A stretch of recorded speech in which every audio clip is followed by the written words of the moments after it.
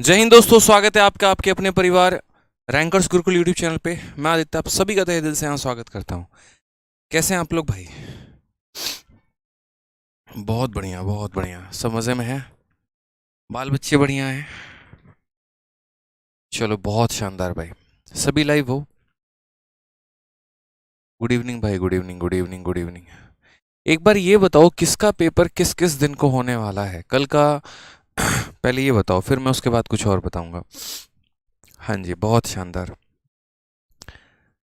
किस किस तारीख को आपका पेपर होने वाला है, थोड़ा वो शेयर करिए एक बार। अपना डेट जो है एग्ज़ाम का CHSL का शेयर करिए ताकि मज़ा आए आप लोगों के कमेंट को देख के, और एक एनर्जी जो है वो और बढ़ जाए।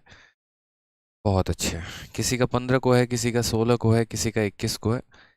जनरल अधिकतर लोगों का जो पेपर है वो 15 से 18 के बीच में है। ओके, चलिए बहुत अच्छी बात है। तो सबसे पहले एक बात बताते हैं, बहुत बहुत धन्यवाद आप लोगों को कल के वीडियो को ज़बरदस्त रिस्पॉन्स देने के लिए। और कल की वीडियो में जैसा कि मैंने कहा था कि आज के सेशन में थोड़े अच्छे सवाल भी मैं कराऊंगा, ठीक है? तो इसीलिए आज के सेशन पर हम लाइव हैं, बहुत बढ़िया बढ़िया खूबसूरत खूबसूरत सवालों के साथ, ठीक है? और हर तरह के क्वेश्चन हैं आज के सेशन में, इजी भी हैं, मॉडरेट भी हैं, थोड़े हाई लेवल के भी हैं। काफ़ी कुछ सीखने वाले हैं आप इस सेशन से। तो इसीलिए पहले ही बोलूँगा कि वीडियो को लाइक और चैनल को सब्सक्राइब कर दीजिए ताकि हम आज के सफ़र के आज के कार्य को हम शुरू करते हैं, ठीक है? साथ में जिन्होंने जो है अभी तक 2 किताबें ये नहीं मंगाई है, उनके पास ये 2 किताबों का होना बहुत ज़रूरी है। सबसे पहले तो यहाँ पर मॉक टेस्ट 60 बुक, जो कि अपने आप में SSC एग्ज़ाम में नंबर 1 बेस्ट सेलर है, ठीक है? और CGL मेंस और CHSL मेंस के लिए काफ़ी फ्रूटफुल ये किताब है, जिससे बच्चों को काफ़ी ज़्यादा फ़ायदा हुआ है CGL मेंस में।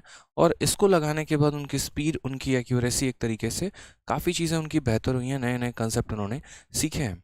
इस किताब में मैंने कुल मिलाकर 6 चैप्टर दिया हुआ है। जिस बच्चे ने लगभग ये 6 चैप्टर लगा लिया, हर चैप्टर के अंदर 10 सेट है और टाइमर लगा के आपको लगाना है। जिस बच्चे ने ये किताब लगा ली, यूँ समझ लीजिए उसकी मैथ्स में नैया पार है। उसी तरीके से आपकी एक और ज़बरदस्त किताब है और वो है आपकी ये ब्रह्मास्त्र फॉर्मूला बुक। 100 रुपये के करीब की ये किताब आती है, लेकिन अपने आप में बहुत खतरनाक और ज़बरदस्त किताब है। पूरे कंप्लीट मैथ का जितना भी फॉर्मूला है उसका कंपाइलेशन मैंने इस किताब में दे रखा है, ठीक है? तो बेकार है नोट्स बनाना, अलग अलग जगह से लिखना। आप जितने जगह से जितने फार्मूला लिखोगे आपको इकट्ठे एक जगह पर ये फार्मूला मिल जाएगा। आप चाहो तो इसकी PDF से भी पढ़ाई कर सकते हो, चाहो तो इसकी किताब मंगाकर भी पढ़ाई कर सकते हो। दोनों आपके ऊपर, आपका अपना कॉल है, आप अपने तरीके से इसे कर सकते हो। तो ये 2 किताबें आपके पास होना बहुत ज़रूरी है अगर आप किसी भी कॉम्पिटिटिव एग्जाम की तैयारी कर रहे हो तो, ठीक है?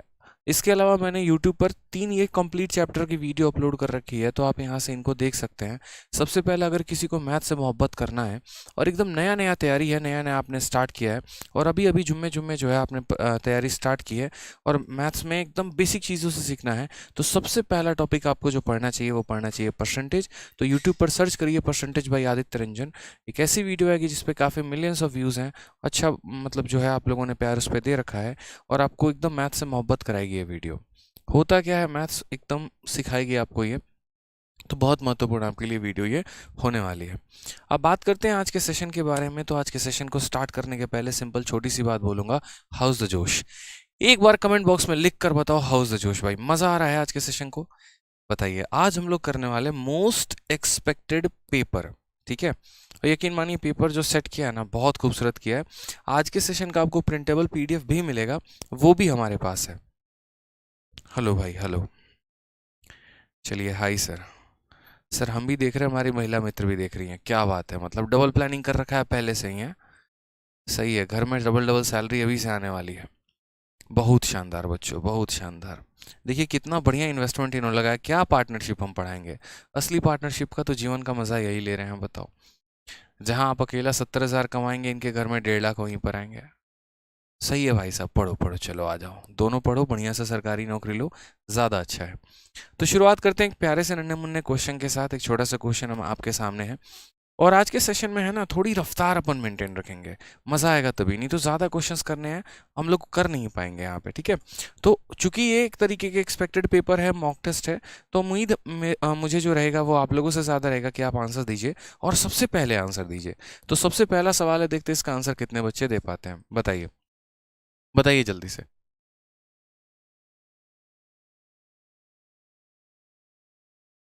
चलिए बताइए जल्दी से।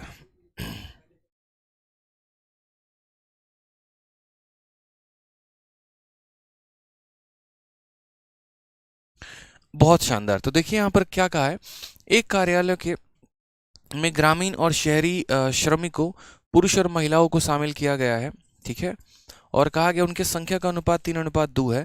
यदि ग्रामीण श्रमिकों के 20% और शहरी श्रमिकों के 25% महिलाएं हैं तो पुरुषों का प्रतिशत ज्ञात करिए। हमें यहाँ पर यह बताना है कि टोटल मैन जो है वो कितने परसेंट है। और यहाँ पर हमें दो अलग अलग गांव का एक तरीके से जनसंख्या दे रखा है। तो सबसे पहले यहाँ पर हम बात करते हैं रूरल और अर्बन के बारे में, ठीक है। तो यहाँ पर ये हमारा रूरल हो गया और यहाँ पर ये हमारा अर्बन हो गया। इनका जो रेशियो दे रखा है ना, 3:2 दे रखा है। आप अगर कभी परसेंटेज के सवाल लगा रहे हैं तो 3 और 2 को कभी 3 और 2 मत समझिए। वो आपके लिए 30 और 20 है, वो आपके लिए 300 और 200 है, लेकिन वो आपके लिए 3 और 2 नहीं है। तो आप एक तरीके से इसे 30 मान लीजिए, इसे 20 मान लीजिए। यानी आप अपने एंड पर इसे इतना मान लीजिए कि भाई देखो बात ऐसी है कि 30 लोग गांव में रहते हैं और 20 लोग शहर में रहते हैं। हमें यहाँ किसका परसेंट पता करना है, मैन का परसेंट पता करना है। तो मैन का परसेंट पता करने के लिए हमें यहाँ पर ये देखना होगा कि मैन की जनसंख्या कितनी है बट्टे में टोटल जनसंख्या इंटू 100। तो सबसे पहले परसेंटेज अगर मैन का चाह रहे हो ना, तो मैन का परसेंट कैसे निकालोगे, तो मैन की जनसंख्या को टोटल से भाग करके इंटू कितना करने वाले हो, 100 करने वाले हो, तब जाकर मैन की जनसंख्या निकलेगी। अब मैन की जनसंख्या कितनी होगी, तो क्वेश्चन में कहा है 20% रूरल एम्प्लॉय जो है वो वुमेन है, महिलाएं हैं। यानी गांव में रहने वाले 20% महिलाएं हैं। अगर 20% महिलाएं हैं तो पुरुष कितने हैं, 80%। यानी गांव में जो भी जनसंख्या है इसका 80% कौन है, तो इसका 80% जो है मेरे भाई पुरुषों की संख्या हो गई यहाँ पे। उसके बाद यहाँ पर बात की जाती है तो 25% अर्बन वर्कर महिलाएं हैं। यानी शहर में रहने वालों का 25% जो है वो महिलाएं हैं। तो शहर में रहने वालों का 75% कौन होगा, तो शहर में रहने वालों का 75% जो है मेरे भाई ये हमारा मैन होगा। इससे हमने क्या निकाल लिया, मैन की टोटल जनसंख्या निकाल ली कि मैन हमारा है कितना। यानी गांव का 80% और शहर का 75% कौन है, मैन है। इसमें आपकी कैलकुलेशन जितनी फास्ट होगी ना आप उतना अच्छा कर पाओगे, इस बात को समझना पड़ेगा आपको। जैसे आपको यहाँ पर सीधा सीधा कैलकुलेशन आना चाहिए कि भाई ये कितना है, तो 24 है। बच्चों की तरह से लिखना ना पड़े आपको पेपर में। साथ में यहाँ पर देखो 20 से आपका ये 5 बार में और 5 से आपका कितनी बार में, 15 बार में। तो यहाँ पर कितना है, तो 15 है। यानी कुल मिला के 39 हम कह सकते हैं यहाँ पर कि टोटल लोगों की संख्या, टोटल मैन की संख्या कितनी है, 39 है।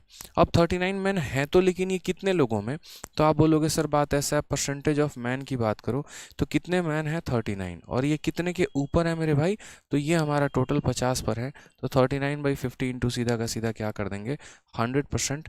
ये हमारा आंसर आ जाएगा। यानी 78% जो होंगे वो हमारे क्या होंगे, मैन होंगे।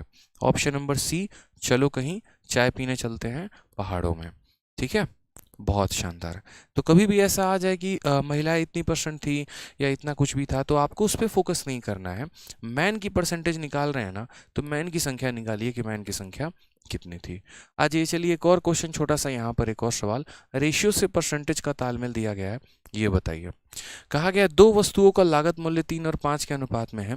यदि पहली वस्तु पर 30% की हानि है और दूसरे पर 20% का लाभ होता है तो हानि या लाभ का कुछ परसेंट बताइए कि टोटल प्रॉफिट या लॉस जो भी है आपको होने वाला है वो कितना होने वाला है। अब यहाँ पर आपको समझना पड़ेगा, आपके पास टोटल कितने आर्टिकल हैं बताइए। तो आप बोलेंगे सर हमारे पास टोटल 2 आर्टिकल हैं और उनके क्रय मूल्य का जो अनुपात है 3 और 5 है। मैंने कहा यार ये 3 और 5 है ना, दुनिया के लिए है, आपके लिए 3 और 5 नहीं होना चाहिए, आपके लिए 30 और 50 होना चाहिए। क्या होना चाहिए, 30 और 50। यानी आप ये कहेंगे कि सर देखिए पहले आर्टिकल को हमने कितने में खरीदा था, 30 रुपये में, और दूसरे आर्टिकल को कितने में खरीदा था, 50 में। 3-5 नहीं है, ये 30 और 50, इस बात को ध्यान रखो। ठीक है, इतने में हमने ये 2 आर्टिकल्स को खरीदे। उसके बाद कहा गया कि पहली वस्तु पर 30% की हानि होती है और दूसरे पर 20% का लाभ होता है। यानी यहाँ पर कितने का है, तो यहाँ बोलोगे सर पहले वस्तु पर 30% का हानि, तो ये हमारा सीपी था भाई। और यहाँ पर हमें जो प्रॉफिट हुआ है या जो लॉस हुआ है वो हम लिखेंगे। तो इस पर 30% का लॉस हुआ है, कितने परसेंट का लॉस हुआ है, 30% का। तो यहाँ पर 30% का लॉस हुआ है, तो 30 का 30% कितना होता है, 30 का 30% 9 रुपये होता है। 30 का 30% कितना होता है, 9 रुपये। बताने की तो ज़रूरत नहीं है कि 30 का 30% कितना होगा, तो सीधा सीधा बोलोगे सर 30 का 30% जो होता है वो हमारा 9 रुपये, यानी इस पर 9 रुपये का लॉस है। उसके बाद कहा गया दूसरे वस्तु पर 20% का लाभ होता है। किसी भी संख्या का जब आप 10% निकालते हैं तो वो 5 के बराबर होता है, और 20% निकालेंगे तो उसका 2 गुना। 50 का 20% कितना होगा, तो सीधा सीधा हो जाएगा आपका 10 रुपये का प्रॉफिट। तो क्वेश्चन में कहा गया कि ओवरऑल आपको जो भी हुआ है प्रॉफिट या लॉस वो कितना परसेंट है वो बताइए। 9 रुपये का नुकसान, 10 रुपये का फायदा। ओवरऑल मुझे क्या हुआ बताओ ज़रा यहाँ पे। तो बोलोगे सर 10 में से 9 गया यानी एक का मुझे प्रॉफिट हुआ है। और एक का प्रॉफिट कितने पर हुआ है बताना ज़रा। तो एक का प्रॉफिट आपका 50 और 30 यानी 80 पर हुआ है। तो 1/80 इंटू कितना परसेंट, 100% सीधा सीधा करेक्ट आंसर आएगा। 20 से काट लीजिए 4 बार में, 20 से काट लीजिए मेरे भाई 5 बार में, और 5 को 4 से भाग करिए तो 1.25% जो आएगा वो हमारा करेक्ट आंसर आएगा। कौन सा ऑप्शन है?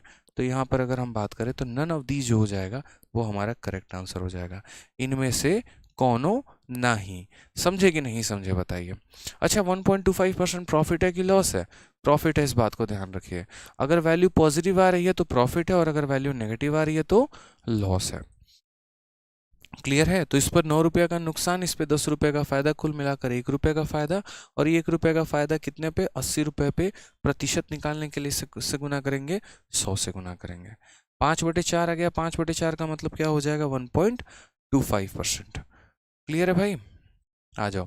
ये आज के सेशन का सबसे ज़बरदस्त सवाल है, लेकिन अभी शुरू में ही ये नहीं कराएंगे, नहीं तो आप धाराशायी हो जाएंगे अभी। तो इसको हम थोड़ा होल्ड पे रखेंगे। कुछ सवालों को कराने के बाद जब आप लोगों का एकदम बढ़िया से आप लोग माहौल में आ जाएंगे, रंग में आ जाएंगे ना, तब हम आपको ये क्वेश्चन कराने वाले हैं। बहुत बढ़िया सवाल है, बहुत प्यारा सवाल है ज्यामिति का, मज़ा आ जाएगा। तब तक यहाँ पर जो है इस सवाल को बनाइए, देखते हैं इस सवाल को कितने लोग बना पाते हैं। बताइए। सर जी आप दिल में आग लगा देते हो, हैं? क्या बात है, वाह भाई भाई। फायर ब्रिगेड साथ रखा करो फिर, ठीक है? जब आग लग जाती तो बुझाना वहीं पे।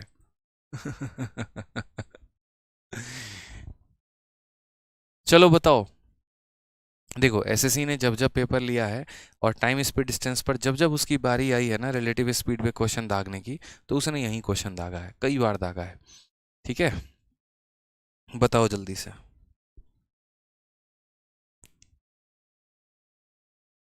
चलो सवाल दिखाते हैं, सबसे पहले सवाल समझाते हैं। क्वेश्चन में कहा क्या है? दो स्टेशन ए और बी के बीच की दूरी 450 किलोमीटर है। एक ट्रेन दोपहर 4 बजे ए से बी 60 किलोमीटर प्रति घंटे की गति से चलती है, और दूसरी हमारी बी से जो है 3:20 स्टेशन ए की ओर 80 किलोमीटर प्रति घंटे की गति से चलती है। दोनों कितने बजे मिलेंगे? अगर इस सवाल में यहाँ पर ये 3:20 ना होकर 4 बजे होता ना, तो ये दुनिया का सबसे आसान सवाल बन जाता। लेकिन चूंकि यहाँ पर ये 4 बजे की जगह 3:20 है, तो थोड़ा कष्टदायक हो सकता है आपके लिए। देखो बच्चों क्या होता है, जब दो अलग अलग जगह से ट्रेनें निकलती हैं, एक आपका ए से निकल रही है और एक आपका बी से निकल रही हैं, दोनों ने कस्में वादे खाए हैं यहाँ पर एक दूसरे से मिलने की, बिना मिले बेचारे रह नहीं सकते हैं। ठीक है, लेकिन फ़र्क यहाँ पर यह है कि दोनों अलग अलग समय में निकले हैं, तो वहाँ दिक्कत आ जाती है। कभी भी जब आप रिलेटिव स्पीड पढ़ते हैं ना, तो रिलेटिव स्पीड पढ़ते वक्त आपको दोनों लोगों को एक ही समय पर एक ही साथ चलाना होता है। ठीक है, नहीं तो मेरे भाई दूसरे को कोई और लेके भाग जाता है। समझ रहे हो बात को ना? ठीक है, तो इसलिए मैंने यहाँ पर क्या कहा, जैसे अभी जो क्वेश्चन है वो यहाँ पर ऐसा है कि दो स्टेशन है आपका ए और बी। ये हमारा कौन कौन से दो स्टेशन है? ये हमारा एक स्टेशन है ए, और ये हमारा दूसरा स्टेशन है बी। यहाँ पे इनके बीच की जो दूरी है वो हमारी कितनी है? तो 450 किलोमीटर की इनके बीच की दूरी है। क्वेश्चन में कहा गया है एक ट्रेन ए जो है वो ए से स्टार्ट हो रही है, और ये कितने बजे स्टार्ट हो रही है? तो 4 बजे स्टार्ट हो रही है। और दूसरी जो है वो बी से स्टार्ट हो रही है, और ये कितने बजे स्टार्ट हो रही है? 3:20 पे स्टार्ट हो रही है। ठीक है, ये 4 बजे जो स्टार्ट हो रही है वो ए से बी की तरफ जा रही है, कितने की रफ्तार से जा रही है? तो बोलोगे सर 60 किलोमीटर प्रति घंटे की रफ्तार से जा रही है इस तरह। और दूसरी जो स्टार्ट हो रही है बी से, वो हमारे कितने की रफ्तार से जा रही है? तो 80 किलोमीटर प्रति घंटे की रफ्तार से जा रही है, और वो हमारा इधर जा रही है। अब क्वेश्चन में हमसे यही पूछा जाता है कितने बजे ये दोनों के दोनों मिलेंगे। अब अगर आपको इनका मीटिंग टाइम बताना है ना, तो इनका मीटिंग टाइम बताने के लिए कभी भी इस बात को ध्यान रखना, जैसा कि मैंने कहा, ना सिर्फ इस सवाल में बल्कि रिलेटिव स्पीड का आप कोई भी क्वेश्चन लगाते हैं, चाहे आप दो ट्रेन को चला लीजिए, दो लोगों को चला लीजिए, या किसी को भी चला लीजिए आप, तो मेरे भाई बहुत इस बात को ध्यान रखना होगा कि दोनों को सेम टाइम पर लेकर आइए। जैसे अगर ये 4 बजे है तो पता करिए कि ये 4 बजे कहाँ पर होगा, या अगर यहाँ पर ये 4 बजे है तो पता करिए कि ये 3:20 में कहाँ पर होगा। मतलब या तो दोनों टाइम को 3:20 किया जाना चाहिए, या फिर मेरे भाई दोनों टाइम को 4 बजे किया जाना चाहिए। ये बहुत ज़रूरी है, सेम टाइम नहीं होगा तो कष्ट होगा। ठीक है, तो ऐसा हम लोग यहाँ सीख लेते हैं। जैसे मानिए इसकी दिशा आगे की तरफ है, यहाँ ए से बी की तरफ, और इसकी दिशा बी से ए की तरफ है। तो मैंने कहा यार इस सवाल को दो तरीके से बना सकते हैं। या तो मैं इसको लेकर जाऊं थोड़ा सा पीछे, क्योंकि अगर मैं बात करूं 3:20 पर, तो 3:20 पर ये ट्रेन थोड़ी सी पीछे होगी। ठीक है, 4:05 पे आगे, 4:10 पे आगे, 4:20 पे आगे, 4:25 पे आगे, लेकिन 3:20 पर ये कहाँ रही होगी? तो पीछे रही होगी। तो हम बात करते हैं यहाँ पर, तो बोलेंगे सर देखिए बात ऐसी है, आप थोड़ा सा इसको पीछे लेके जाइए, तो मान के चलिए 3:20 में ये ट्रेन यहाँ पर होगी। कहाँ पर होगी? तो यहाँ पर। और कितना किलोमीटर पीछे होगी ये? कितना किलोमीटर पीछे होगी? तो देखो छोटी सी मेरी बात को समझना है यहाँ पे। ठीक है, 1 घंटे में ये 60 किलोमीटर जा सकती है, यानी 60 मिनट में 60 किलोमीटर जा सकती है। 60 मिनट में 60 किलोमीटर जा सकती है, तो 1 मिनट में 1 किलोमीटर जा सकती है। तो 40 मिनट में कितना जाएगी? तो 40 मिनट में 40 किलोमीटर जाएगी। बच्चों की तरह मत करना मेरे भाई, समझ जाना है यहाँ पे कि 60 मिनट में 60 किलोमीटर, 1 मिनट में 1 किलोमीटर, तो ये 40 मिनट पीछे गई है, यानी 40 किलोमीटर पीछे चली गई है।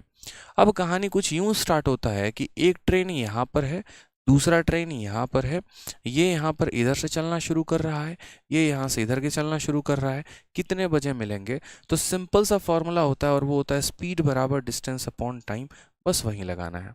जब दो लोग आमने सामने से आते हैं तो उनके स्पीड को जोड़ा जाता है, और जब दोनों एक ही दिशा में जाते हैं तो स्पीड को घटाया जाता है। इनके आमने सामने से आ रहे हैं तो इनकी स्पीड को क्या करोगे? जोड़ोगे, तो 60 और 80 कितना हो जाएगा? तो 60 और 80 मेरे भाई 140 हो जाएगा। डिस्टेंस आप कितना लेंगे? तो वास्तव में आप देखिए एक ही समय पर ये दोनों कितने की दूरी पर हैं?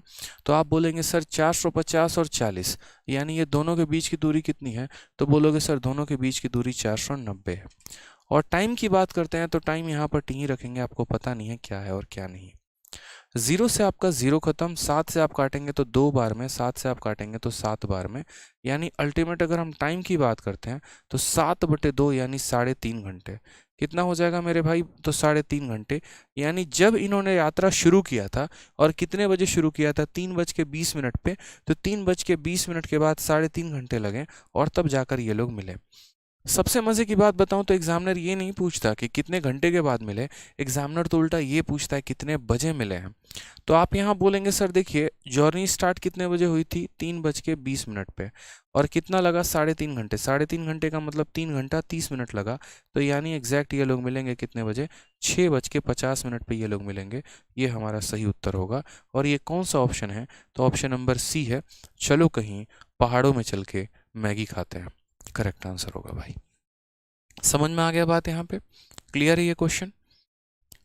बताइए, आप ऐसा भी कर सकते थे कि इस 3:20 वाले को आगे बढ़ा के जो है वो 4 बजे तक लेकर आ सकते थे, और उस केस में 450 में से उस डिस्टेंस को माइनस करते तो आंसर आता। तो उसी तरीके से भी सवाल बना सकते थे, कोई दिक्कत की बात नहीं थी भाई। ठीक है, बहुत शानदार। बाकी एक बार और इस वीडियो को देख लेंगे, इतनी क्लिप को देख लेंगे जिन्हें थोड़ा भी कम समझ में आया होगा। ठीक है, बस गलती नहीं करना है पेपर में ये क्वेश्चन आ जाए तो।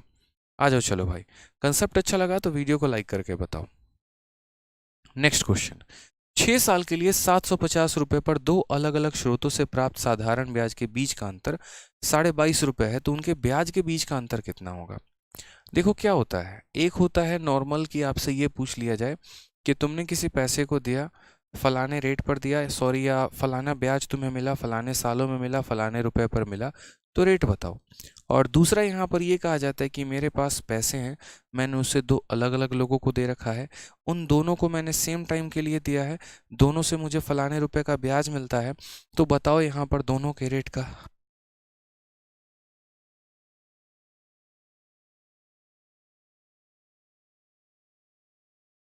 तो बताओ यहाँ पर दोनों के रेट का जो हमारा अंतर होगा वो कितना होगा।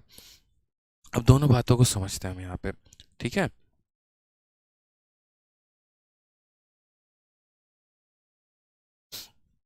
तो सबसे पहले यहाँ समझो, जैसे मानो अगर मुझे रेट निकालना है, तो रेट निकालने का फॉर्मूला मेरे भाई क्या होना चाहिए? तो रेट निकालने का फॉर्मूला जो है वो होना चाहिए SI upon principal into 100 upon time. ठीक है, लेकिन अगर मैं एक ही पैसे को दो अलग अलग लोगों को दे दूं, और दोनों को जो है, दोनों से मुझे अलग अलग ब्याज प्राप्त हो, और मुझसे यहाँ पर ये पूछा जाए कि दोनों के रेट का अंतर कितने का है, तो यहाँ पर ये फॉर्मूला थोड़ा सा कन्वर्ट हो जाता है और यहाँ पर आप बोलते हैं दोनों का रेट का अगर आपसे अंतर पूछे तो यहाँ पर कोई दिक्कत की बात नहीं है। रेट का अंतर बराबर होगा यहाँ पर किसके, तो बराबर होगा इनके ब्याज के अंतर के, SI1 SI2 divided by principal into 100 upon time. मतलब आपका फॉर्मूला सेम रहने वाला है, फॉर्मूले में 2 पैसे का परिवर्तन नहीं होगा। नॉर्मल रेट निकालने का फॉर्मूला ये होता है, लेकिन अगर आप किसी पैसे को एक तरीके से दो अलग अलग लोगों को आप दे देते हैं, दोनों को अलग अलग रेट पर देते हैं, दोनों से अलग अलग ब्याज मिलता है, तो हम यहाँ पर वही बात कहेंगे। यहाँ पर आप आर के जगह ऐसे भी याद कर सकते हैं कि del of R, del of R का मतलब रेट का डिफरेंस बराबर हो जाएगा किसके, तो बराबर हो जाएगा यहाँ पर डेल ऑफ एस आई, यानी एस आई के डिफरेंस के, और पैसा तो हमारा सेम ही रहने वाला है, और इंटू 100 अपॉन टाइम जो रहने वाला है वो तो हमारा सेम ही रहने वाला है। यानी अगर इस क्वेश्चन में मुझे यहाँ पर रेट का डिफरेंस निकालना है, अगर इस सवाल में मुझे यहाँ पर रेट का डिफरेंस निकालना है, तो मैं यहाँ पर कैसे सवाल को करूँगा वो देखो। तो सीधा सीधा मैं यहाँ बोलूँगा कि भाई रेट का डिफरेंस बराबर होगा, एसआई का डिफरेंस कितने का है, तो बोलोगे सर एसआई का डिफरेंस 22.5 रुपये का है। दोनों स्रोतों से ब्याज का अंतर कितने का है, 22.5 का है, और इतने का डिफरेंस मुझे मिला है, कितने के ऊपर मिला है, तो आप बोलेंगे सर 750 के ऊपर मिला है। इंटू यहाँ पर क्या करेंगे, इंटू यहाँ पर करेंगे 100, और बट्टे में क्या हो जाएगा मेरे भाई, टाइम हो जाएगा, यानी 6 हो जाएगा। दशमलव हटाओगे तो कितना हो जाएगा, 0। खत्म हो गया, ये दोनों के दोनों 0 यहीं पे। 75 का ये कितना गुना है मेरे भाई, तो 75 का ये 3 गुना है। 3 से अगर आप काटेंगे तो 2 बार में, यानी कुल मिलाकर 1/2, और 1/2 का मतलब यहाँ पर क्या हो गया, तो 1/2 का मतलब 0.5%। कौन सा ऑप्शन है, तो option number B for Baahubali is the correct answer. ठीक है, बहुत शानदार, आ जाइए। ठीक है, अब चलिए सीधा सीधा एक फॉर्मूला बुक से मैंने आपके लिए क्वेश्चन उठा के दिया है। हालांकि इसका जिक्र मैंने फॉर्मूला बुक में किया था, और इसके टोटल 3 केसेस बनते हैं। तीनों केस के बारे में मैंने फॉर्मूला बुक में, जो आपकी ब्रह्मास्त्र है उसमें मैंने बताया हुआ है। ठीक है, और उसमें अच्छे से बताया भी था। और देखो अभी रिसेंट में डीपी हेड कांस्टेबल का पेपर हुआ, उसमें एक क्वेश्चन सीधा सीधा पूछ लिया गया। तो अब मुझे यहाँ पर बताइए कि इसका करेक्ट आंसर क्या होगा। और साथ में अगर जिसको याद होगा, जिस भी स्टूडेंट को मेरे याद होगा ना, वो कमेंट बॉक्स में वो तीनों फार्मूला बताएगा। एक केस बनता है कॉस का, एक केस बनता है साइन का, और एक केस बनता है टैन का। तीनों केस बताइए यहाँ पे।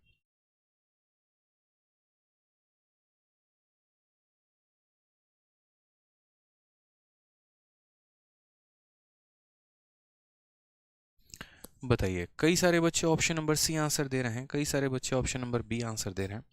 पहली बात, जिसने यहाँ पर भाई साहब सी आंसर दिया ना, तो यूँ समझ लो सामने रहते ना तो दीवालों में जिंदा चुनवा दिए जाते हैं। हाँ, हम बता रहे हैं, जिंदा चुनवा दिए जाते हैं दीवालों में। ठीक है, इतने प्यार से बताए हैं, इतना फॉर्मूला लिखा है, किस लिए करवाए थे बताओ, हैं? इसी दिन के लिए कि यहाँ पर गलत आंसर दोगे? थोड़ी भी आंखों में शर्म नहीं आई बताओ, गलत आंसर देने के पहले लगा यहाँ पे कि हो सकता है जिसके साथ तुम मामला सेट करने आए हो यहाँ पे, उसके साथ मामला सेट ही ना हो, इम्प्रेस ही ना हो पाए तुमसे। बताओ, तुम्हारे गलत आंसर की वजह से वो भी जान जाएगी तुम कितने पढ़ने लिखने वाले हो। तो थोड़ा सोच समझ के आंसर देना था। बताओ, कई लोगों की सेटिंग चल रही होती है कमेंट बॉक्स में, ये मुझे पता होता है, और रीमा कैसी हो और सीमा कैसी हो।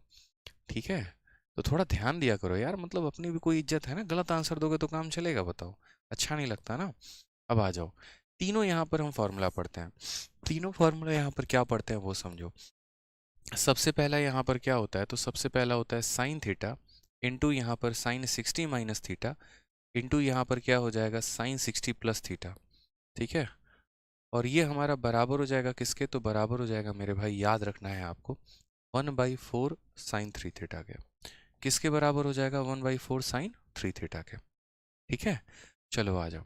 नेक्स्ट अगर हम बात करते हैं सेम तरीके से, तो यहाँ कॉस में कैसे अप्लाई होगा, तो कॉस थीटा इंटू यहाँ पर कॉस 60 माइनस थीटा इंटू यहाँ पर कॉस 60 प्लस थीटा में।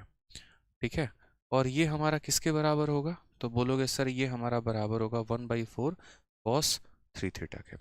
लेकिन जब यही क्वेश्चन को आप साइन और कॉस से हटा के टैन में लेके जाओगे, तो क्या टैन में यही फॉर्मूला बनेगा? जैसे अगर मानो यहाँ पर टैन में अगर मैंने लिख दिया टैन थीटा इंटू यहाँ पर टैन 60 माइनस थीटा इंटू यहाँ पर टैन 60 प्लस थीटा, तो अब मुझे बताओ यहाँ पर ये किसके बराबर होगा?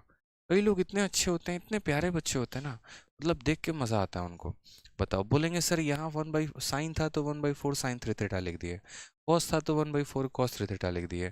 तो tan है तो यहाँ पर tan में भी क्या कर दीजिए, 1/4 लिख दीजिए और tan 3 थीटा लिख दीजिए। तो ये वही लोग हैं जो यहाँ पर जीवन में महत्वाकांक्षाएं बहुत रखते हैं, मेहनत करना नहीं जानते हैं, फिर इनको बाद में कुछ नहीं मिलता है। मतलब ये वो लोग हैं जो एकदम अपने शादी में दहेज में एक्सपेक्ट करते हैं कि बोलेरो मिलेगा और बाद में इनको साइकिल देके विदा करना पड़ता है। मतलब प्रैक्टिकली सोचो यार, tan बना कैसे? क्यों कई बच्चों को मैं देखता हूँ ना ऑफलाइन में भी आंसर देते हुए, tan कैसे बनता है? साइन को cos से डिवाइड करने के बाद tan आता है, साइन को cos से डिवाइड किया tan, साइन को cos से डिवाइड किया tan, साइन को cos से डिवाइड किया tan। तो जब तुम इधर डिवाइड करोगे तो 1/4 से 1/4 खत्म नहीं हो जाएगा, खत्म नहीं हो जाएगा तो क्या बचेगा, sine 3 theta by cos 3 theta, यानी सिर्फ tan 3 थीटा बचेगा। तो ये 1/4 का कोई औचित्य नहीं रहेगा। समझ गए यहाँ पे? ये 1/4 की कोई वैल्यू नहीं रहने वाली है, तो मात्र कितना रहने वाला है, tan 3 थीटा होने वाला है। क्लियर है ना? तो ये तीनों के तीनों पेपर में पूछे जाते हैं। अब इसके ऊपर एक क्वेश्चन भी मैं करा रहा हूँ, उसका आंसर बताओ पहले। तो फिलहाल इस क्वेश्चन का आंसर बताओ पहले, तो फिर मैं क्वेश्चन अलग से कराऊंगा। इसका आंसर क्या होगा? तो सीधा सीधा फॉर्मूला उठ कर आया, आंसर होगा 1/4 cos 3 थीटा भाई। ठीक है, आ जाओ। बहुत शानदार सर, बहुत अच्छे तरीके से पानी पिला रहे हैं। खुश रहिए, मस्त रहिए। 4 शादी 5 बच्चे हो, एक पड़ोसन, मिलके 11 की टीम बनाए, मस्त रहें और उसे ही मस्त रखें। ठीक है सर, धन्यवाद। हाँ जी।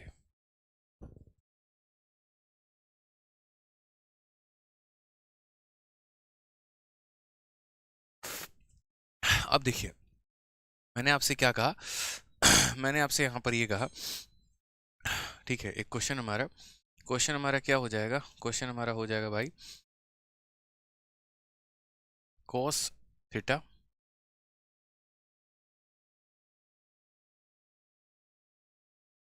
चलो इसका आंसर बताओ कि इसका आंसर कितना होगा सॉल्व करके।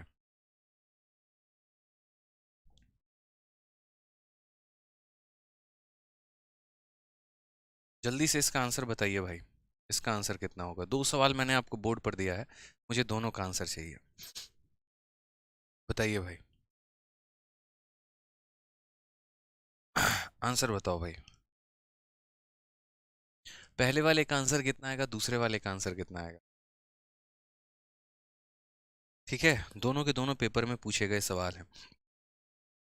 यहां पर क्या करोगे, बोलोगे सर आपको दिख नहीं रहा है। मैंने कहा सर ये 1/4 एक तरीके से अगर आप गौर से देखिए ना, तो ये वही फॉर्मूला है, cos थीटा 60 - 10 यानी 50 और 60 + 10 यानी 70। तो ये बराबर हो जाएगा किसके? तो बराबर हो जाएगा 1/4 cos 3 थीटा के, यानी 10 का 3 गुना कितना हो जाएगा, 30 डिग्री। अब यहाँ पर क्या करोगे, तो बोलोगे सर 1/4 और 30 डिग्री की वैल्यू कितनी होती है? तो cos 30 की वैल्यू यहाँ पर जो है वो हो जाता है √3/2। तो कुल मिलाकर इसका आंसर जो आएगा वो √3/8 आएगा। ये हमारा सही आंसर है। कितना हो जाएगा मेरे भाई? तो √3/8 आ जाएगा। ठीक है, अब अगर बात करते हैं यहाँ पर दूसरे वाले सवाल में। ठीक है, बिल्कुल, लेके जाओ।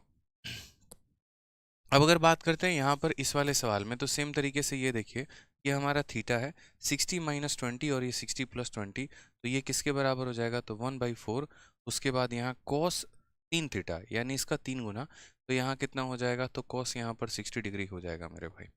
अगर हम बात करते हैं तो 1/4 cos 60 की वैल्यू कितनी होगी? तो cos 60 की वैल्यू हमारी 1/2 हो जाएगी। तो कुल मिला के ये हमारा किसके बराबर हो जाएगा?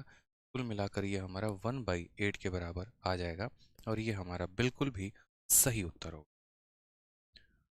ठीक है। बहुत शानदार। तो एक कंसेप्ट था छोटा, उसके पीछे ऐसे सवाल पेपर में कई बार पूछे गए हैं, और आपको ये ध्यान रखना है। चलिए आ जाइए दूसरे क्वेश्चन की तरफ बढ़ते हैं और एक और सवाल यहाँ देखते हैं। इंस्टॉलमेंट का एक छोटा सा सवाल, ऐसा सवाल भी आपके पेपर में पूछा जा सकता है क्योंकि इंस्टॉलमेंट ट्रेंडिंग में रहता है। और कंपाउंड इंटरेस्ट का इंस्टॉलमेंट तो ऐसा है कि पूछ लिया तो बन गया तो बहुत आसानी तरीके से बन जाएगा, डिविजिबिलिटी का नियम लगा के। नहीं बना तो प्रेशर में, कैलकुलेशन में ही उलझ के रह जाओगे। बाकी कंसेप्ट के नाम पर ये कुछ भी नहीं है, बहुत आसान है सीखने के लिए। ठीक है, क्या कहा गया है? एक राशि का 2 बराबर वार्षिक किस्तों में वापस भुगतान किया जाना है। सालाना 6% की दर से ब्याज दे है। प्रत्येक किस्त 2809 रुपए की है, तो राशि क्या है? मतलब होता क्या है, कोई व्यक्ति किसी पैसे को ब्याज पर लेकर आता है किसी से, ठीक है, और वो जो पैसा लेकर आता है वो चक्रवृद्धि ब्याज पर लेके आता है। जैसे मैं ही हूँ आपसे पैसा लेके, आप भैया थोड़ा पैसा दे दीजिए, गरीबी आ गई है और यहाँ पर जो है थार वार में पेट्रोल भरवाने के पैसे नहीं है, ऐसे सपोज कर लीजिए। आपने कहा चलो ठीक है लेके जाओ सर। तो यहाँ पर मैं आपसे 6% के पैसे उधारी पे लेके आ गया, और कितने सालों के लिए लेके आ गया, तो 2 किश्तों में मैं कह रहा हूँ कि उस पैसे को अदा कर दूंगा। ठीक है, अब 2 किश्तों में अगर मैं उस पैसे को अदा करूंगा तो मेरी इंस्टॉलमेंट क्या होगी। इस क्वेश्चन के माध्यम से मैं आपको पूरा इंस्टॉलमेंट सिखाने वाला हूं, तो अगले 2 मिनट तक बड़े ध्यान से, बड़े तरीके से जो है आप समझिएगा मेरी बातों को। कंपाउंड इंटरेस्ट के इंस्टॉलमेंट में सारा जो खेल होता है वो रेट का होता है। रेट हमारा कितना है मेरे भाई यहाँ पे, तो बोलोगे सर रेट आपका कितना है, तो रेट आपका 6% है। कितना है मेरे भाई यहाँ पे, तो 6% है। अब अगर हम 6% की बात करते हैं तो 6% की वैल्यू 6 बटे कितना हो जाएगा, 100 हो जाएगा। 2 से काटेंगे 3 बार में, 2 से काटेंगे 50 बार में, यानी ये 3/50 होगा। तो इंस्टॉलमेंट लिखने का सबसे पहला तरीका क्या होता है, सबसे पहला होता है कि पहले इंस्टॉलमेंट का मतलब पहले पैसा हमारा कितना था 50, और मैं उसमें 50 में 3 रुपए जोड़ के दूंगा सामने वाले को, यानी कितने रुपए दूंगा, 53 रुपए। तो पहले इंस्टॉलमेंट के लिए इनका पावर 1 लिखते हैं।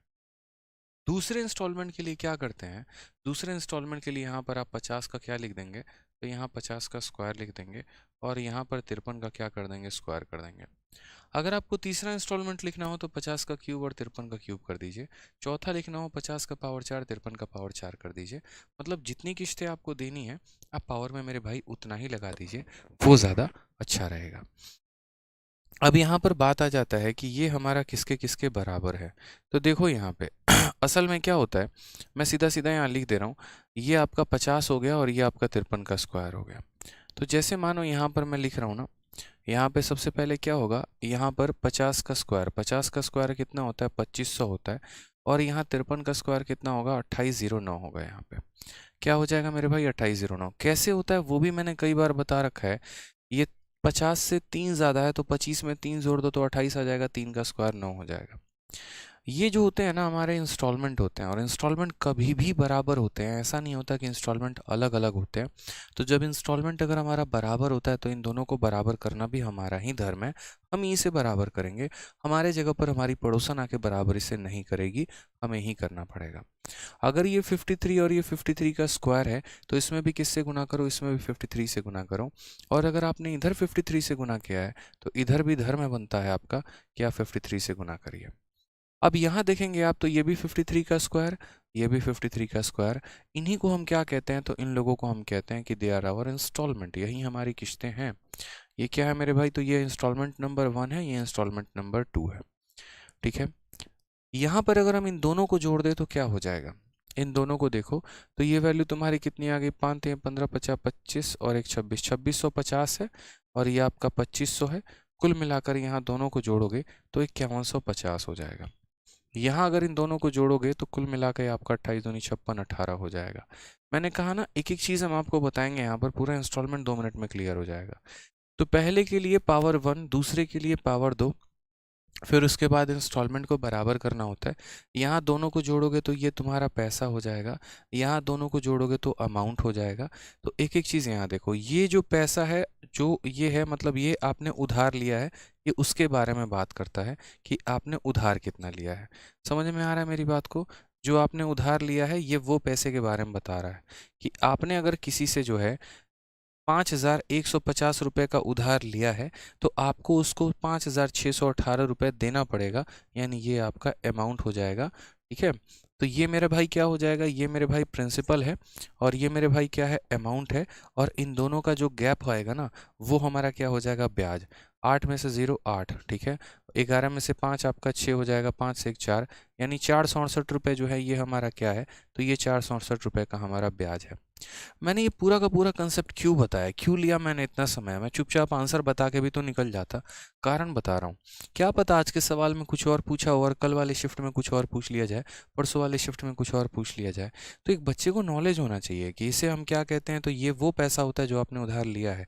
ये क्या कहते हैं, तो ये वो पैसा है जो आपको अदा करना है। इन दोनों का गैप हमारा ब्याज कहलाता है और इसे हम इंस्टॉलमेंट कहते हैं। इन चारों में से किसी एक का मान देके किसी की भी वैल्यू एग्जामिनर पूछ सकता है। प्रिंसिपल देके इंस्टॉलमेंट पूछ सकता है, इंस्टॉलमेंट देके ब्याज पूछ सकता है। अब वो आपको देखना है। अब जैसे इसी क्वेश्चन में अगर हम बात करें तो इस क्वेश्चन में हमें दिया क्या है, पूछा क्या है, तो कहा गया यदि आपकी प्रत्येक इंस्टॉलमेंट 2809 की है तो बोला गया है पैसा उधार कितना लिया था, यानी 2809 की वैल्यू 2809 दे रखी है, तो यहाँ पर जो पैसा आपने उधार लिया है वो कितना लिया है, 5150 रुपये लिए हैं। यह आपका करेक्ट आंसर है, option number D for Devasena. ठीक है, समझ में आ गया मेरी बात को? यहाँ पे कोई दिक्कत की बात है यहाँ, बताइए। चलिए बहुत शानदार। अब आ जाइए दूसरा क्वेश्चन हम यहाँ देखते हैं। दूसरा क्वेश्चन हमारा ज़बरदस्त है अलजेब्रा का, देखते हैं इसे कितने बच्चे बना पाते हैं। ICAR का पेपर हुआ था, मतलब अच्छा पेपर होता है ये, उसमें ये क्वेश्चन पूछा गया, बताइए जल्दी से, आपके पेपर में पूछा जाएगा। अब वीडियो को लाइक कौन करेगा भाई साहब? हम करेंगे, हैं, बताइए। पढ़ने में इतना मतलब एकदम गायब से हो जाएंगे कि वीडियो को लाइक करने भूल जाते हैं आप लोग, बताइए सर। हमारा मोटिवेशन ही वही है। लॉर्ड्स ऑफ लव फ्रॉम सतारा। चलिए भैया, लॉर्ड्स ऑफ लव फ्रॉम हमारे साइड भी। चलो देखो, आज के सेशन में कुछ इंपॉर्टेंट बात बताऊंगा मैं CHSL के लिए। बढ़िया, ठीक है, कुछ इंपॉर्टेंट बात मैं बताऊंगा कि क्या गलती आप कर रहे हैं CHSL में जो आपको नहीं करनी चाहिए थी, और किस तरीके से आप अपने स्कोर को और बूस्ट कर सकते हैं। तो एंड तक बने रहो, बहुत कुछ बताने वाला हूँ, कुछ गाइडेंस, थोड़ी सी स्ट्रैटेजी। बताइए। चलिए अब देखिए, अलजेब्रा का एक आपका ये क्वेश्चन आता है, ठीक है, कल मैंने पढ़ाया उसी के ऊपर ये आधारित है, बस थोड़ा सा एक लेवल ऊपर वाली बात हो जाती है, क्योंकि कल कमेंट में एक बच्चे ने कहा था सर थोड़ा हाई लेवल कराओ, थोड़ा हाई लेवल कराओ। तो मैंने कहा बच्चे वेट करो, कल के सेशन में तुम्हें थोड़ा सा ऊपर लेवल मिलेगा, तुम जितना ऊपर लेवल मांगोगे हम उतना ऊपर लेवल कराएंगे, लेकिन इतना भी ऊपर लेवल नहीं कराएंगे कि एकदम इरेलीवेंट ही हो जाए, फ़ायदा ही ना हो, ठीक है। तो इसीलिए जैसे एक पॉइंट आपको याद रखना है कि अगर A का क्यूब जमा B का क्यूब जमा C का क्यूब -3ABC अगर हमारा 0 के बराबर हो जाता है, तो मैंने कहा था ये दो ही कारणों की वजह से 0 होता है। पहला कारण तो यहाँ पर ये होता है कि A + B + C हमारा 0 बन जाए, या फिर दूसरा कारण यहाँ पर ये हो जाता है कि A बराबर B बराबर C तीनों के तीनों बराबर हो जाए। तो मॉडर्न ज़माने में क्या हुआ कि इस इक्वेशन को थोड़ा बदल दिया गया, और इक्वेशन को बदलने के बाद यहाँ पर जो है इसके क्वेश्चन पूछने के तरीके भी बदल दिए गए, और वो तरीका यहाँ पर क्या किया गया, तो वो तरीका यहाँ पर ये किया गया कि आप यहाँ पर देखेंगे तो बोलेंगे सर ये A³ + B³ प्लस यहाँ पर C³ और ये 3ABC को अब इधर नहीं रखा जाता है, इसको राइट में भेज दिया जाता है, और कहा जाता है यहाँ पर कि अगर ये तुम्हारा कहीं पर भी ऐसा कंडीशन हो बनता दिखे तो तुम यहाँ से खुद का कोई इक्वेशन एक तुम्हें दे देगा और वैल्यू पूछेगा। और सबसे अच्छी बात मैं यहाँ पर बताऊँ तो देखो, इसी इक्वेशन को आप ऐसे भी लिख सकते हो, ये -3ABC को दाहिने में भी ले जाके लिख सकते हो, ठीक है। तो आप यहाँ ये कह सकते हो कि अगर हमारा A³ + B³ + C³ यानी अगर हम कोई भी तीन संख्या लेते हैं, पहली संख्या A नाम की है, दूसरी संख्या B नाम की है, तीसरी संख्या C नाम की है, तो अगर हम तीन कोई अलग अलग संख्या लेते हैं और उनके क्यूब का हम सम निकालते हैं, और अगर उनके क्यूब का सम यहाँ उन्हीं के प्रोडक्ट के 3 गुने के बराबर हो जाता है, अगर उनके क्यूब का सम उन्हीं के प्रोडक्ट के 3 गुने के बराबर हो जाता है, तो उस केस में यहाँ पर जब हम तीनों संख्याओं को जोड़ेंगे तो वो हमारा 0 बनकर आ जाएगा। अब ये क्वेश्चन जैसे एग्जामिनर को एक कंसेप्ट पता चला ना, उसके ऊपर कई सारे क्वेश्चन उसने बनाने शुरू कर दिए। कैसे बनाने शुरू कर दिए वो देखो। उसने यहाँ पर जैसे सबसे पहला ये बात जान रहा था, तो उसने यहाँ पर ऐसा कर लिया, उसने ऐसा कर लिया कि P - Q का क्यूब, ठीक है, उसके बाद प्लस Q - R का क्यूब यहाँ पे, ठीक है, और प्लस R - P का क्यूब, ठीक है। ये बराबर हो गया हमारे किसके, ये बराबर हो गया हमारे 3 × P - Q Q - R, ठीक है, और यहाँ पर R - P के। और तब बोला बताओ रिलेशन जो तुम्हारा बनेगा वो रिलेशन क्या बनेगा। मैंने आपसे क्या कहा कि कोई तीन संख्या आप पकड़ते हैं, जैसे पहली संख्या आपने P - Q पकड़ी, दूसरी संख्या Q - R पकड़ी, तीसरी संख्या R - P पकड़ी, तो अगर कोई भी तीन संख्याओं का यहाँ पर जो सम है ना, वो मेरे भाई यहाँ पर इनके क्यूब का सम अगर इन्हीं के प्रोडक्ट के 3 गुने के बराबर होगा, तो इनका अपना यानी A का सम, B का सम और C का सम, ये जो हो जाएगा वो हमारा क्या हो जाएगा 0। और आप यहाँ देखो भी तो इनका जो सम आ रहा है वो यहाँ पर देखो तो क्या हो जाएगा, तो वो मेरे भाई 0 हो जाएगा। जैसे -Q से ये खत्म, -R से यहाँ सॉरी ये हो जाएगा आपका R - P। ठीक है, तो इससे ये ख़त्म, इससे ये ख़त्म और इससे मेरे भाई ये ख़त्म, यानी कुल मिलाकर कितना आएगा, तो 0 आएगा। तो इसी बात को जानते हुए वो यहाँ पर p और q के जगह पर x नाम का कोई वैल्यू देता है। जैसे यहाँ 2x माइनस 3 का क्यूब, 5x माइनस 7 का क्यूब, 6x माइनस 9 का क्यूब बराबर हो जाएगा फलाने फलाने फलाने के, और वो x का मान पूछेगा। जैसे मैं क्वेश्चन फॉर्म करके दे रहा हूँ आपको। जैसे कल के दिन एग्जामिनर आपका ऐसा कर देगा, बोलेगा 2x माइनस 3 का क्यूब, ठीक है, प्लस यहाँ पर 3x प्लस 7 का क्यूब, ठीक है, और प्लस यहाँ पर आपको ऐसे कह देगा 5x माइनस 2 का क्यूब। ये बराबर हो जाएगा मेरे भाई किसके, तो ये बराबर हो जाएगा 3 इंटू कितने के, तो 3 इंटू 2x माइनस 3 इंटू यहाँ पर 3x प्लस 7 और इंटू यहाँ पर कितना हो जाएगा 5x माइनस 2 के। और साफ लफ्ज़ों में सहज भाषा में आपसे x का मान पूछेगा, x का मान बताओ। हालांकि आपको पहले से मैंने बता रखा है कि x की कोई वैल्यू नहीं होती है, ठीक है। गणित में और जीवन में क्या है, यही फ़र्क है कि x की कोई वैल्यू नहीं होती है। जीवन कहता है x का कोई मान नहीं है, गणित कहता है सारा मान x का ही है। बट फिर भी मन में याद रखना है x की कोई वैल्यू नहीं होती है। अब बताओ यहाँ पर कि x की वैल्यू क्या होगी, बताओ। तो मैंने आपसे क्या कहा, वो एक प्रॉपर्टी पढ़ी थी आप लोगों ने कि किन्हीं भी तीन संख्याओं का क्यूब, किन्हीं भी यहाँ पर क्या है, तो यहाँ पर किन्हीं भी तीन संख्याओं का क्यूब, इसका क्यूब, इसका क्यूब, इसका क्यूब, किन्हीं भी तीन संख्याओं के क्यूब का सम अगर उन्हीं के प्रोडक्ट के तीन गुने के बराबर हो, तो उस केस में इन तीनों संख्याओं को जोड़ने पे कितना आना चाहिए भाई, 0 आना चाहिए। कितना आना चाहिए भाई, तो 0 आना चाहिए। तो आपने कहा सर इसे जोड़ लो, इसे जोड़ लो, इसे जोड़ लो, तो 0 आएगा। यानी हमने कहा 2x माइनस 3 प्लस यहाँ 3x प्लस 7 और प्लस यहाँ 5x माइनस 2, सबको जोड़ोगे मुन्ना तो कितना आएगा, 0 आएगा। यहीं से वैल्यू निकलेगी। 2x और 3x 5x, 5x और 5x कितना हो जाएगा, 10x हो जाएगा, ठीक है। 7 में से तुम यहाँ 5 घटा दोगे, 7 में से तुम यहाँ -3 और -2 यानी 5 घटा दोगे, कितना बचेगा, 2 बचेगा, बराबर हो जाएगा किसके भाई, तो 0 के। तो यहाँ पर 10x की वैल्यू कितनी आ जाएगी भाई, तो -2, यानी अगर बात करते हो तो x की वैल्यू यानी -2/10, यानी करेक्ट आंसर कितना हो जाएगा, तो -1/5 हो जाएगा। ये हमारा सही आंसर होगा। बहुत शानदार, ठीक है। मुबारक हो जो लोग आंसर -1/5 दे रहे हैं, यानी जीत गए हैं आप लोग कितना, 1 करोड़ रुपए, ठीक है। सर आपका बुक कैसे लें भाई, फ्लिपकार्ट से ले लो, अमेजन से ले लो, या आरजी विक्रमजीत एप्लीकेशन है वहाँ से ले लो। तीनों से जो है आप यहाँ पर ऑर्डर कर सकते हैं, किताब आपको मिल जाएगा, ठीक है। सर महाभारत बैच बंद कर दिए हैं क्या, नहीं भाई महाभारत बैच बंद नहीं किए हैं, उसको थोड़ा रोका है। अब आप प्रैक्टिकली सोचिए ना कि एक ही टाइम पर कई सारी चीज़ें भी चल रही हैं, एक तरफ मेंस का भी पेपर चल रहा है, एक तरफ सीएचएसएल का भी पेपर चल रहा है, उसके अलावा यहाँ पर एक तरीके से आपको पूरा फाउंडेशन बैच भी मुझे पढ़ाना है, और मैं एक ही टाइम यूट्यूब पर आ भी सकता हूँ, मेरे पास शेड्यूल भी ऐसा है। तो ऐसा नहीं कर सकता कि एक सीरीज़ को मैंने बंद ही कर दिया, ख़त्म ही कर दिया, नहीं। बस ये होता है कि जैसे मानिए महाभारत बैच तो लाइफ टाइम चलेगा, उसमें कोई दिक्कत नहीं आएगी। लेकिन अगर बीच बीच में कोई दूसरा एग्ज़ाम आ गया, जैसे सीएचएसएल आ जा रहा है या मेंस आ जा रहा है, तो आप भी तो बीच बीच में कोई दूसरा फॉर्म भर रहे होते हैं, तो इसलिए बीच बीच में मुझे उस पर्टिकुलर एग्ज़ाम की भी सीरीज़ लेकर आनी पड़ेगी। तो महाभारत बैच एक ऐसा बैच है जो यूट्यूब पर एक तरीके से फ्री पेड कोर्स के बराबर है, जो आपको एक 2023 के सभी एग्ज़ाम्स को पूरा करवाएगा वो यहाँ पे। लेकिन अगर बीच में कोई दूसरी परीक्षा आ जाएगी, तो मुझे पहले उस परीक्षा को भी ध्यान में रखते हुए 1-2 वीडियो उसके ऊपर भी लाना होगा। इसीलिए सीएचएसएल का एक कल एक्सपेक्टेड पेपर करवाया था और एक आज करवा रहा हूँ, ठीक है। तो ये क्लियर हो गया आपको।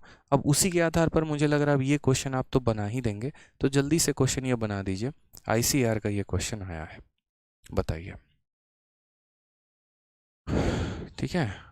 जिन बच्चों ने अभी ऑफर के दौरान आरजी विक्रमजीत एप्लीकेशन से किताब खरीदी है, सब्र करिए, 10 दिनों के अंदर किताब आपको मिल जाएगी, ठीक है। परेशान होने की ज़रूरत नहीं है, किताबें बहुत भारी संख्या में ऑर्डर हुई हैं और यहाँ हमारी पूरी टीम उसे डिस्पैच कर रही है, तो थोड़ा सा सब्र करना पड़ेगा आपको, ठीक है। चलिए बताइए, बहुत शानदार, वीडियो को लाइक करते रहेंगे। तो आपने कहा सर देखो एक संख्या का क्यूब ये रहा, एक संख्या का क्यूब ये रहा और एक संख्या का क्यूब ये रहा, तीन संख्याओं का जो क्यूब है बराबर होगा यहाँ पर इन्हीं के प्रोडक्ट के 3 गुना के। अब यहाँ पर एक बच्चा बोलेगा सर आपको कैसे पता इन्हीं का प्रोडक्ट का 3 गुना है। मैंने कहा भाई देखो तुम्हारे पास समय होगा तो तुम वेरीफाई करना, ये क्वेश्चन बनता ही इसी फ्रेम पर है, इसी अकॉर्डिंग है कि पहली संख्या का क्यूब दूसरी संख्या का क्यूब, तीसरी संख्या क्यूब बराबर हो जाएगा 3 गुना किन्हीं के, इन्हीं के प्रोडक्ट के। तो मुझे यहाँ इतने फुर्सत में बैठ के एग्जामिनर से बहस नहीं करना, ना यहाँ मुझे जांच पड़ताल करनी है कि पक्का इनका प्रोडक्ट का 3 गुना दिया गया है नहीं दिया गया। 2000% 3 गुना दिया गया होगा। अब आपको जो करना है वो क्या करना है, तो सबसे पहले यानी a का क्यूब प्लस b का क्यूब प्लस c का क्यूब बराबर हो जाएगा 3 time of A B C के। तो उस केस में आप यहाँ बोलोगे सर पहली संख्या का सम, दूसरी संख्या का सम और तीसरी संख्या का जो सम होगा वो बराबर होगा हमारे किसके, 0 के। तो पहली संख्या कौन सी होगी, तो संख्या हमेशा ब्रैकेट के अंदर जो होती है उसे हम लेते हैं। तो ब्रैकेट के अंदर यहाँ कितना हो गया, 11x प्लस 8। तो पहली संख्या हमारी कितनी हो जाएगी, तो बोलोगे 11x प्लस 8 हो जाएगी। दूसरी संख्या हमारी कौन होगी, तो 2 माइनस एक्स है, तो हम यहाँ कितना लेंगे, तो बोलोगे सर 2 माइनस एक्स लेंगे। और तीसरी संख्या हमारी कौन सी होगी, अब यहाँ बोलोगे सर आपने कहा ब्रैकेट के अंदर लेने को, तो बाहर वाले को छोड़ दे क्या, बाहर कुछ भी नहीं छोड़ना होता है, बाहर कुछ भी नहीं छोड़ना होता है। मैं फिर से कह रहा हूँ, इसको पहले अंदर भेजो। ठीक है, ये बाहर क्या कर रहा है, इसको उठा के कोई किडनैप करके लेके चला जाएगा, मार देगा कोई इसको। ठीक है, तो घर के बाहर किसी को नहीं रखना है, चुपचाप सबको घर के अंदर लेकर आओ। ठीक है, अब जैसे मानो कोई एक ब्रैकेट है, उस पर क्यूब लगा हुआ है और उसके बाहर अगर 8 है, तो ये जैसे मानो अंदर सपोज करो x है।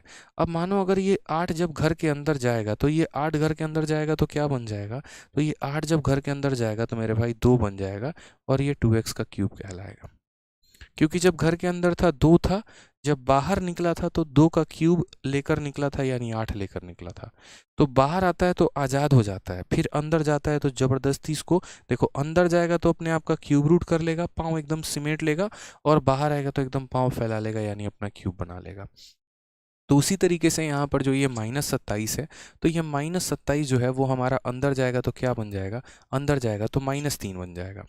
ठीक है, तो ये जब हमारा अंदर जाएगा तो -3 है, -3 इंटू यहाँ पर कितना हो जाएगा 2, तो ये हो जाएगा -6x, और -3 को -5 से गुना करोगे तो हो जाएगा 15, यानी कुछ इस प्रकार का ये क्यूब बन जाएगा। तो ये हमारा a बन गया, ये हमारा b बन गया और ये हमारा c बन गया। तो c की जगह पर आप कितना लेंगे, तो बोलेंगे -6x प्लस 15 लेंगे। समझ गए, a plus b plus c जो होगा वो बराबर होगा किसके, 0 के। क्योंकि मैंने अभी कहा कि जब भी 3 संख्याओं के क्यूब का सम, पहली संख्या के क्यूब का सम, दूसरी संख्या के क्यूब का सम, तीसरी संख्या के क्यूब का सम बराबर होता है उनके अपने प्रोडक्ट के 3 गुने के, तो उन तीनों संख्याओं का सम 0 के बराबर है। इसका सम प्लस इसका सम प्लस इसका सम जो होगा वो किसके बराबर होगा, 0 के बराबर होगा। तो हमने यहाँ पर कहा ठीक है, 11 में से 1 घटा दो 10 हो जाएगा, 10 में यहाँ 6 घटा दो कितना हो जाएगा, 4 हो जाएगा। प्लस यहाँ पे 8 जमा 2 10, 10 जमा 15 कितना हो जाएगा, तो 10 जमा 15 25 हो जाएगा यहाँ पे भाई। ठीक है, कोई दिक्कत की बात है यहाँ। अब आ जाओ, तो यहाँ बोलोगे सर 4x की वैल्यू कितने की वैल्यू हमसे पूछी है, x का मान, तो x का मान यहाँ कितना हो जाएगा, तो बोलोगे सर -25/4 हो जाएगा। ये हमारा किसका वैल्यू है, तो x की वैल्यू है। इसकी वैल्यू आ जाएगी हमारी मेरे भाई, तो x की वैल्यू आ जाएगी, ये x की वैल्यू हमारी इतनी है। अब उसके बाद क्वेश्चन में हमसे क्या पूछा गया है, तो क्वेश्चन में हमसे कहा गया है कि x के स्क्वायर में से यहाँ पर जो है 36 को आप माइनस कर दो। मैंने कहा ठीक है सर, x का स्क्वायर देखो कितना है, तो 25 का स्क्वायर कितना हो जाएगा, तो 625 हो जाएगा यहाँ पे, और साथ में यहाँ पर 4 का स्क्वायर कितना हो जाएगा, 16 हो जाएगा, माइनस हो जाएगा 36 के। अब कई सारे लोग ऐसे काम करेंगे, इस तरीके से गुना भाग करेंगे, तो उनका आंसर आएगा कि यहाँ पर बैठ के इसको अब 16 को इससे गुना कर रहे हैं फिर माइनस कर रहे हैं। मैं बोल रहा हूँ ऐसा काम मत करो। यहाँ पे आपको x स्क्वायर माइनस 36 पता करना है। मुझे ये 36 नहीं दिख रहा है, मुझे ये 6 का स्क्वायर दिख रहा है, तो x square minus 6 square, a square minus b square को हम क्या लिख सकते हैं, तो इसे हम a minus B into A plus B मेरे भाई लिख सकते हैं यहाँ पे। इससे क्या होगा, थोड़ा आसान हो जाएगा यहाँ पे, बस और कोई बात नहीं है। ठीक है, तो इसमें से पहले 6 घटा दो, इसमें पहले 6 जोड़ दो, यानी यहाँ पर बोलोगे तो -25/4 में से यहाँ -6 कर दो, और उसके बाद यहाँ पर -25/4 में जो है पहले क्या कर दो, 6 जोड़ दो। फिर देखो यहाँ पर काम कितने आसानी से बनता है। अब अगर यहाँ देखोगे तो 4 × 6 24, 25 और 24 कितना हो जाएगा, -49 बट्टे में कितना हो जाएगा मेरे भाई 4, इंटू यहाँ अगर बात करोगे 4 × 6 तुम्हारा हो जाएगा 24। ठीक है, 4 × 6 प्लस का 24, -25 प्लस 24 यानी कितना हो जाएगा तुम्हारा, तो -1 हो जाएगा मेरे भाई 4। अब अगर देखोगे तो यहाँ पर प्रैक्टिकली देखो तो माइनस और माइनस गुना करने पर प्लस हो जाएंगे। 49 का रूट तुम्हारा 7 हो जाएगा, 2 बार 4 आया है, उसका रूट करने पे 1 हो जाएगा। 7/4 करेक्ट आंसर है। Option number D for Devasena correct answer हो जाएगा। तो था ना एक ज़बरदस्त क्वेश्चन अलजेब्रा का। लेकिन इस ज़बरदस्त क्वेश्चन को यहाँ पर आप लोगों ने किस तरीके से टैकल किया, तो आपने देखा कि सर हम इसको सबसे पहले प्रॉपर्टी पे तोड़ के लेके आएंगे। प्रॉपर्टी हमारा क्या कहता है, तो प्रॉपर्टी वही कहता है कि जब भी 3 संख्याओं के क्यूब का सम उनके प्रोडक्ट के 3 गुने के बराबर होगा, तो इन तीनों संख्याओं का जो सम होगा वो 0 के बराबर। तो इन तीनों संख्याओं का सम हमारा 0 के बराबर, वहां से हम x की वैल्यू को लेकर आए। अब x की वैल्यू को लेकर आए, उसको हमें यहाँ रखना था। तो x² - 36 को x² - 6² हमने तोड़ के इस तरीके से तोड़ के तो हम आंसर लेकर आ गए, ना कि पूरा मल्टीप्लाई करके। तो इस क्वेश्चन के लिए एक लाइक तो बनता है, ठीक है। चलो आ जाओ भाई। अब एक क्वेश्चन यहाँ पर ये भी रहा, थोड़ा इस क्वेश्चन के बारे में जांच पड़ताल की जाए और बताया जाए इसका आंसर। सर थार के लिए जान लगा देंगे, वाह क्या बात है, यही चाहिए भाई, जान लगाना है बिल्कुल, ठीक है। मज़ा तभी आने वाला है, नहीं तो मज़ा नहीं आएगा।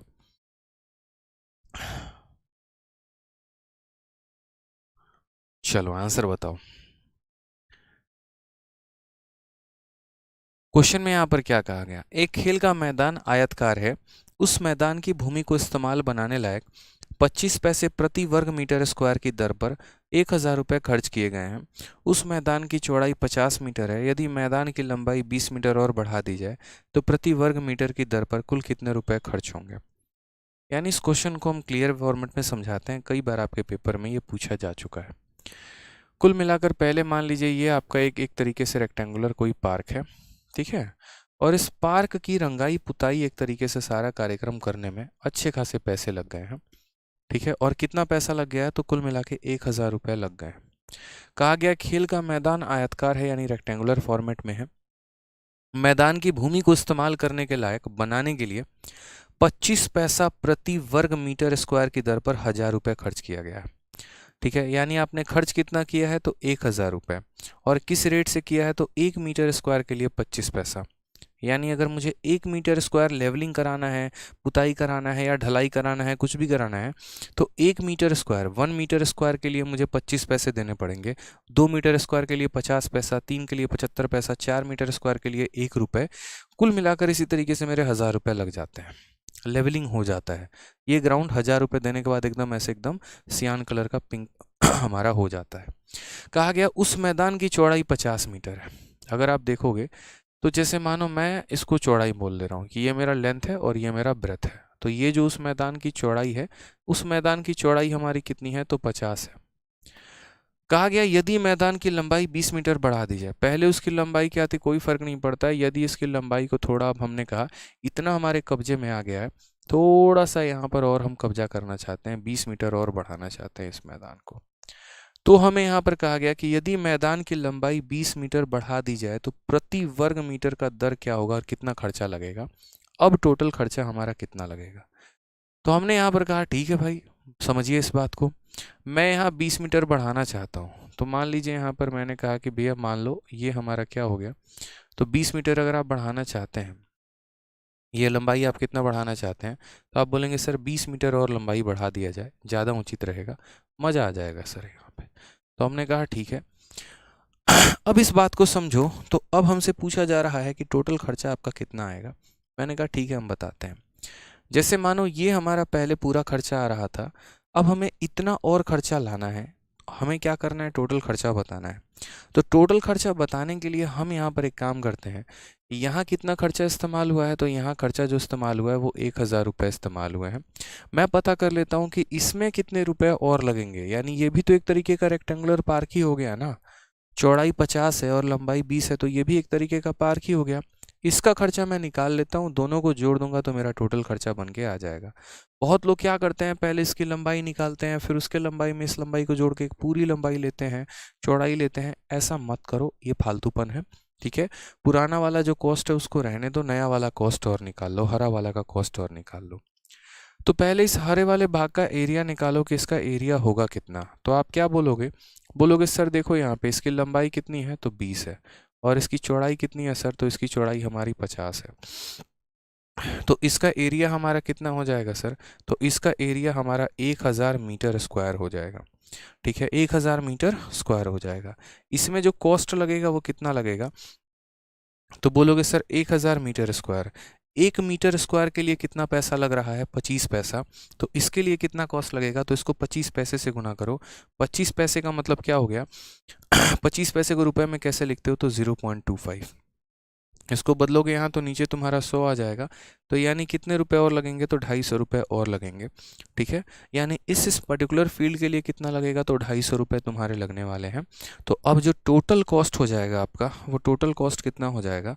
तो बोलोगे सर ये जो टोटल कॉस्ट होगा वो हमारा ऐसे होगा कि ये हमारा 1000 रुपये और ये हमारा 250 रुपये, तो कुल मिलाकर 1000 जमा 250 सर 1250 रुपये का खर्चा हमारा आने वाला है। यानी इतने रुपए में हमारा पूरा फील्ड बनकर अब तैयार होगा। ऑप्शन नंबर ए, आओ चले आज पिज्ज़ा खाने, इज द करेक्ट आंसर हो जाएगा भाई। ठीक है, क्लियर है? चलो बहुत शानदार। हाँ, आओ पार्क में चले। तुम पार्क में ले जाओगे, बेरोजगार बालक बालक हो तुम, पता है। हाँ, तुम पार्क में ही ले जाओगे, जेब में पैसा होगा तब ना पिज्ज़ा खिलाने ले जाओगे, नहीं होगा तो उसको गोली दोगे जबरदस्ती का। होते भी हैं भाई साहब, लड़के इतने खतरनाक होते हैं ना, सोचते सस्ते में काम निपट जाए अपना। ठीक है, पार्क में चल लो, ठीक है, घर पे चल लो। उनको पता है कि अगर वो सीसीटीवी लेके गए, अगर भाई साहब वो डोमिनोज में लेकर गए, अगर वो मूवी दिखाने लेके गए और वो भी पीवीआर में, तो उनकी लग जानी है। पता होता है ना तुम लोगों की हालत। हाँ, देख रहा हूं मैं।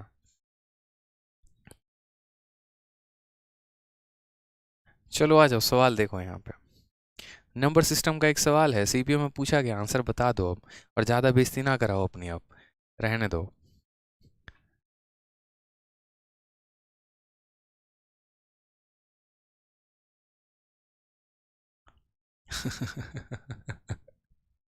पढ़ लो नालायक को, पढ़ लो।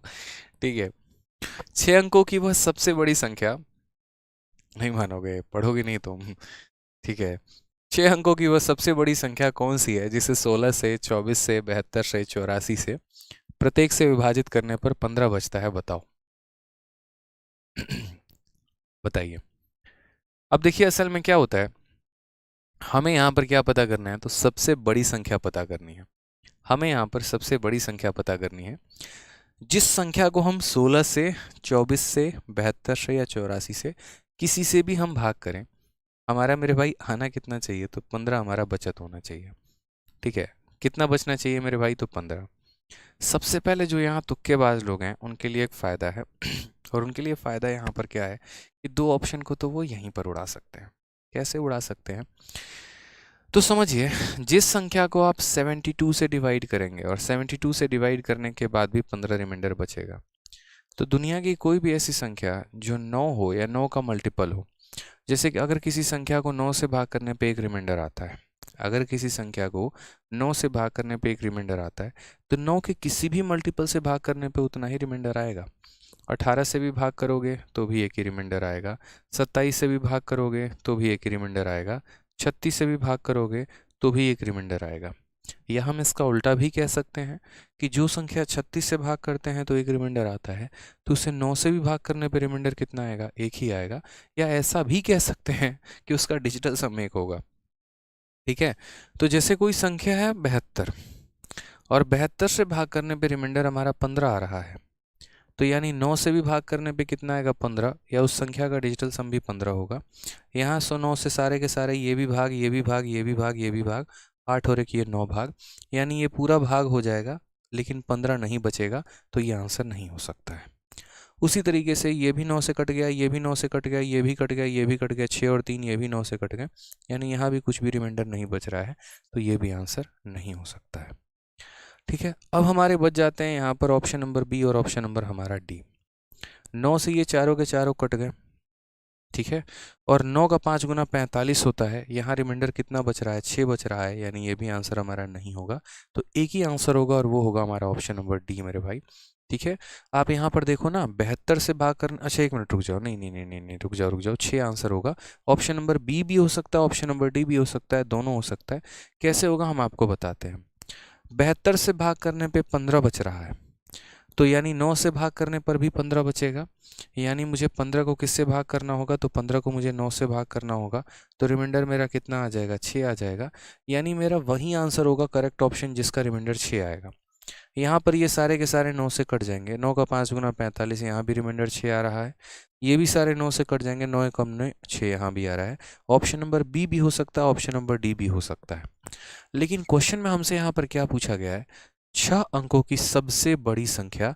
अब अगर हम बात करते हैं यहाँ पर इन दोनों में सबसे बड़ा कौन है, तो ऑप्शन नंबर बी है। आप यहाँ पर चाहो तो ऑप्शन नंबर बी जो है वो टिक कर सकते हो, लेकिन हो सकता है उस केस में आपसे थोड़ी गलती भी हो जाए, सही भी हो जाए। अगर आप रिस्क लेना चाहते हो, कम समय है आपके पास, तो शायद आप यहाँ पर ऑप्शन नंबर बी पे दाव खेल सकते हो। बाकी जो जेन्युइन मेथड है उसका हम आपको मेथड भी बता देते हैं कि इसका जेन्युइन मेथड होता कैसे है। ठीक है, तो यहाँ पर मैंने कहा सबसे बड़ी संख्या लेनी है जिसको हम 16 से भाग कर दें, 24 से भाग कर दें, 72 से भाग कर दें, 84 से भाग कर दें, और हर केस में रिमाइंडर कितना बचे, 15। तो अगर इस सवाल को बाई मेथड आप जाएंगे, तो बाई मेथड कैसे जाएंगे, तो कभी भी अगर आ जाए ऐसे कि फलाना फलाना फलाना फलाना संख्याओं से भाग करने पे ये तुम्हारा रिमाइंडर बचता है, तो उस केस में सीधा आंसर निकालने के लिए क्या किया करो, तो उस केस में आंसर निकालने के लिए उन सभी संख्याओं का एलसीएम ले लो। तो सबसे पहले है ना, आप उस संख्या को अगर पता करना चाहते हो तो एलसीएम लो। किसका किसका एलसीएम लो, तो 16 का एलसीएम लो, 24 का एलसीएम लो, 72 का एलसीएम लो, और मेरे भाई कितने का लो, 84 का लो। और इन सब के एलसीएम लेने के बाद आपको पता है वो संख्या इनके एलसीएम के मल्टीपल से, इनके एलसीएम के मल्टीपल से कितनी ज़्यादा होगी मेरे भाई, तो वो संख्या इनके एलसीएम के मल्टीपल से 15 ज़्यादा होगी। इनके एलसीएम के मल्टीपल से 15 ज़्यादा होगी, इस बात का ध्यान रखना। एलसीएम लोगे और एलसीएम से 15 ज़्यादा नहीं होगी, एलसीएम के मल्टीपल से 15 ज़्यादा होगी। ये मेरे भाई यहाँ पर सबसे बड़ा कैच है इस सवाल का। अब यहाँ पर अगर आप देखोगे तो 16, 24, 72, 84 का यहाँ पर एलसीएम कितना होगा, तो 24 और 72 का लेने का जरूरत है नहीं, क्योंकि 24, 72 का एलसीएम तुम्हारा जो होता है 72 ही होता है। ठीक है, तो यानी 16 हो गया, 72 हो गया और 84 हो गया। अगर हम बात करते हैं तो 4 से 4 बार में, 4 से तुम्हारा 18 बार में, और 4 से तुम्हारा 21 बार में। 4 तो हमारे पास आ ही गया है, एलसीएम मैं अपने अकॉर्डिंग ले रहा हूँ। यहाँ पर मुझे क्या लेना पड़ेगा, 4 लेना पड़ेगा, फिर उसके बाद यहाँ बच जाएगा 9, और उसके बाद बच जाएगा 7। 4 चौके 16, 9 144, और 44 इंटू तुम्हारा कितना हो जाएगा, 7 हो जाएगा। 7 चौके 28, 7 चौके 28, 30। ठीक है, और 10, 1008 हमारा आ रहा है। 7 चौके 28, 7 चौके 28, 30। ठीक है, यानी 1008 हमारा एलसीएम आ रहा है। बहुत शानदार। तो मैंने इनका एलसीएम लिया तो एलसीएम मेरा कितना आया, 1008 आ गया। यानी 1008 के मल्टीपल से, 1008 के मल्टीपल से मेरे भाई जो है वो 15 ज़्यादा है। एलसीएम लेने के अपने अपने तरीके हैं, आपको भी अपना तरीका आता होगा, आप इस तरीके से भी एलसीएम ले सकते हो। तो 1008 के मल्टीपल से 15 ज़्यादा, 1008 के मल्टीपल से 15 ज़्यादा। ठीक है, अब मुझे यहाँ पर सबसे बड़ी 6 अंकों की संख्या पता करनी है। तो सबसे बड़ी 6 अंकों की संख्या हमारी कौन होती है, तो ये हमारी 6 अंकों की सबसे बड़ी संख्या होती है।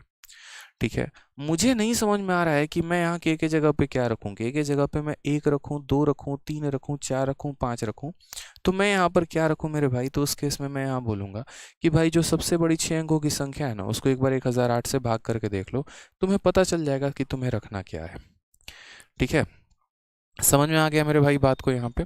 या तुम ऐसा कर सकते हो यहाँ पर कि इसमें से तुम 15 माइनस कर दो, इसमें से तुम 15 माइनस कर दो, और यहाँ जो है तुम डिवाइड करके देख लो।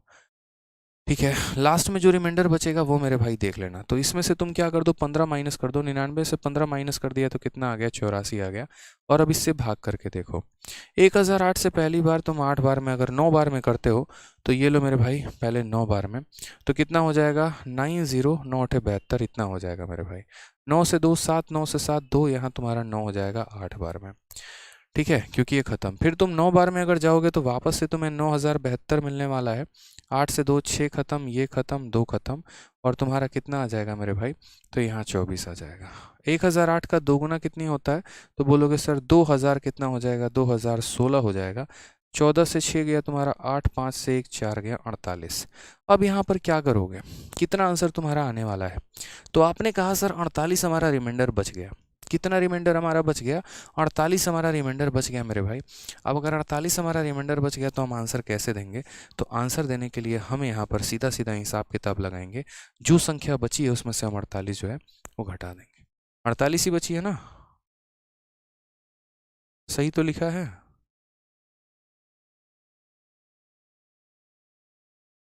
नौ सौ 92 बार में ही जाएगा ना।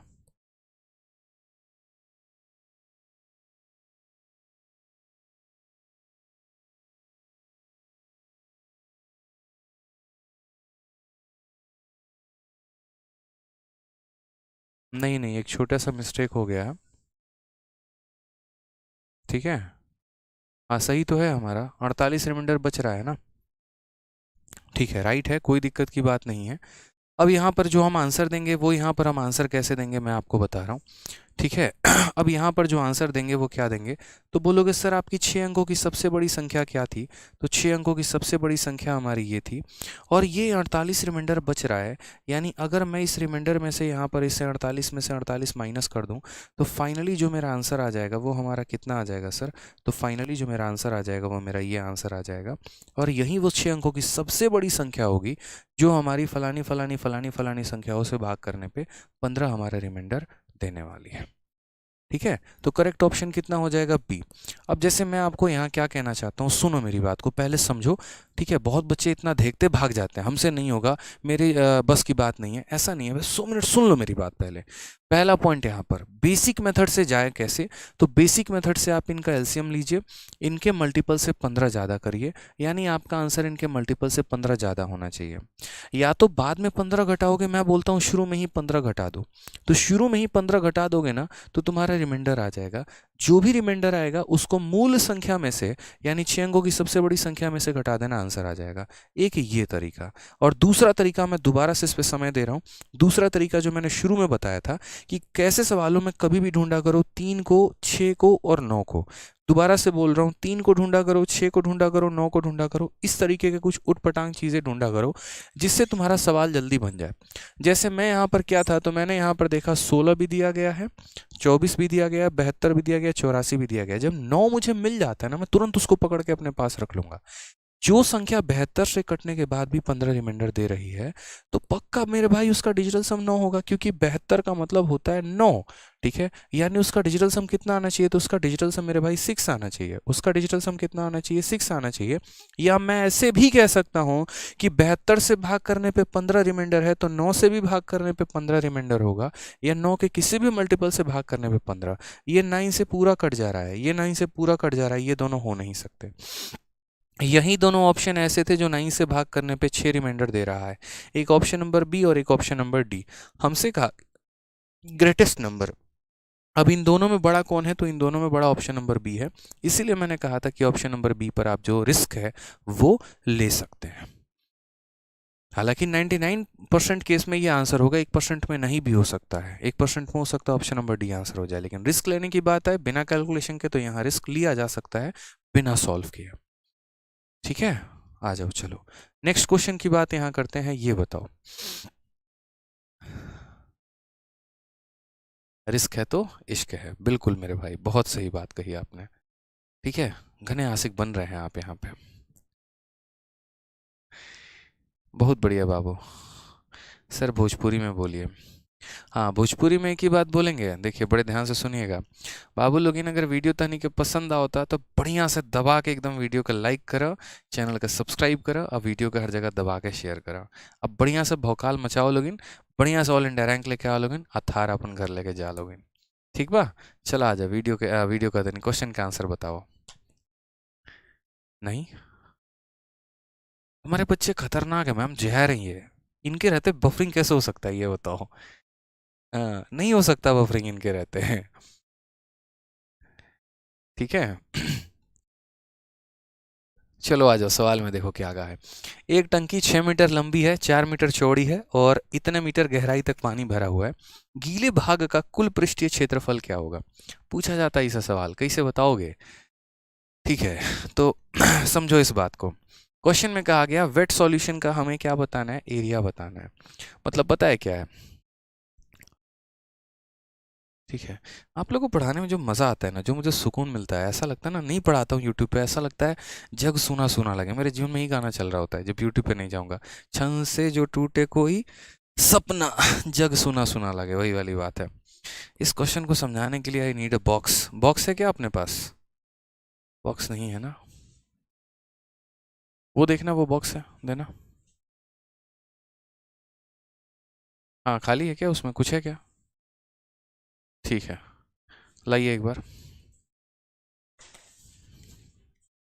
नहीं, ये निकाल दो यहाँ पे एक बार, बाद में रख देना वापस, ठीक है।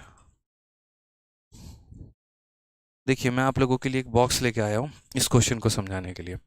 असल में होता क्या है, ऐसे समझो, जैसे मानो यहाँ पे, ठीक है, ये हमारा हो गया एक बॉक्स पूरा प्रॉपर तरीके से। एक तरीके से बॉक्स नहीं है, टंकी है हमारी।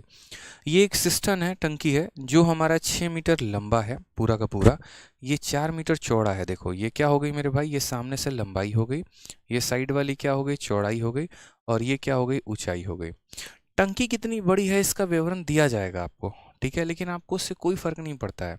क्वेश्चन में कहा गया टंकी 6 मीटर लंबी है, 4 मीटर चौड़ी है, और गहराई में यहाँ पर पानी जो भरा है ना वो 1 मीटर 25 सेंटीमीटर तक है। तो पानी मानो यहाँ पर मैं अगर बात कर रहा हूँ, मैं थोड़ा सा टिक करूँ यहाँ पे, तो जैसे हो सकता है कि पानी मात्र यहाँ तक ही भरा हुआ हो, यहाँ तक ही भरा हुआ हो। तो थोड़ा अगर अंदर की तरफ देखोगे, अंदर की तरफ, ये अंदर की तरफ, तो पानी का पता कैसे लगाओगे, कौन कौन सा एरिया गीला रहेगा? तो जैसे जिस कमरे में आप हो, आप अपने कमरे में इमेजिन करो, ये बक्सा ही कमरा है आपका। अब इस कमरे में पूरे छत तक पानी नहीं भरा है, मानो आधी दीवार तक पानी भरा है। तो इसका मतलब कौन कौन सा एरिया गीला होने वाला है? जो जमीन पर आप खड़े हैं, यानी ये पूरा का पूरा एरिया गीला हो जाएगा, ठीक है। लेफ्ट वाली दीवार वहां तक गीली होगी जहां तक पानी है, सामने वाली दीवार भी वहीं तक गीली होगी जहां तक पानी है, लेफ्ट में भी वहीं तक गीला होगा जहां तक पानी है, पीछे भी वहीं होगा। हाँ, टॉप सीलिंग कभी गीला नहीं होगा क्योंकि पानी सीलिंग तक नहीं पहुंचा है। अब ये बक्सा है मेरे भाई, और ये बक्सा ऐसे है, ये टंकी है, तो गीला कौन कौन सा सरफेस होगा? तो ये वाला सरफेस होगा, लेफ्ट वाला होगा, ये वाला होगा, ये वाला होगा, ये वाला। टॉप सरफेस गीला नहीं होगा। यानी अगर हम बात करते हैं तो एरिया ऑफ 4 वॉल्स कह सकते हैं कि ये चारों वॉल का एरिया, और प्लस हमारा कौन सा एरिया, तो प्लस हमारा बेस का एरिया, ये दोनों एरिया जो होंगे वो हमारे वेट होंगे। ये दोनों एरिया जो होंगे वो हमारे क्या होंगे, तो वेट होंगे। तो हमें यहाँ पर कभी भी अगर आ जाए कि भाई कितना एरिया गीला है उसको निकालो, तो उस केस में आपको यहाँ पर क्या करना होगा? तो उस केस में आप बोलोगे कि सर आपका एरिया 4 वॉल्स लेना पड़ेगा यहाँ पे, ठीक है, और प्लस यहाँ पर क्या लेना होगा, तो बेस लेना होगा, बस। ठीक है, टोटल सरफेस एरिया नहीं ले सकते, 2 × 12 भी BHLH नहीं ले सकते, फायदा नहीं है यहाँ पर, ठीक है। चलो, तो 4 वॉल्स का एरिया हमारा कितना हो जाएगा? तो 4 वॉल्स का एरिया 2 × L + B × H हो जाएगा, और प्लस यहाँ बेस का एरिया कितना हो जाएगा? तो बेस का एरिया हमारा LB होगा, ठीक है। अब अगर हम बात करते हैं यहाँ पर, तो ये 6 मीटर लंबा है और 4 मीटर चौड़ा है। तो अगर हम बात करें मेरे भाई, तो क्या हो जाएगा? 6 × 4 यानी कितना हो जाएगा? तो 10 हो जाएगा। ऊंचाई के बारे में अगर जिक्र किया जाए तो 1 मीटर 25 सेंटीमीटर, इसको क्या लिख सकते हैं? 1.25 मीटर। क्या लिख सकते हैं मेरे भाई? तो 1.25 मीटर लिख सकते हैं, प्लस लेंथ इंटू ब्रेथ। लंबाई 6 और चौड़ाई यहाँ पर 4 है, तो 6 × 4 हो जाएगा, ठीक है। ये हमारा हो जाएगा 1.25 को अगर हम 2 से गुना करें, ठीक है,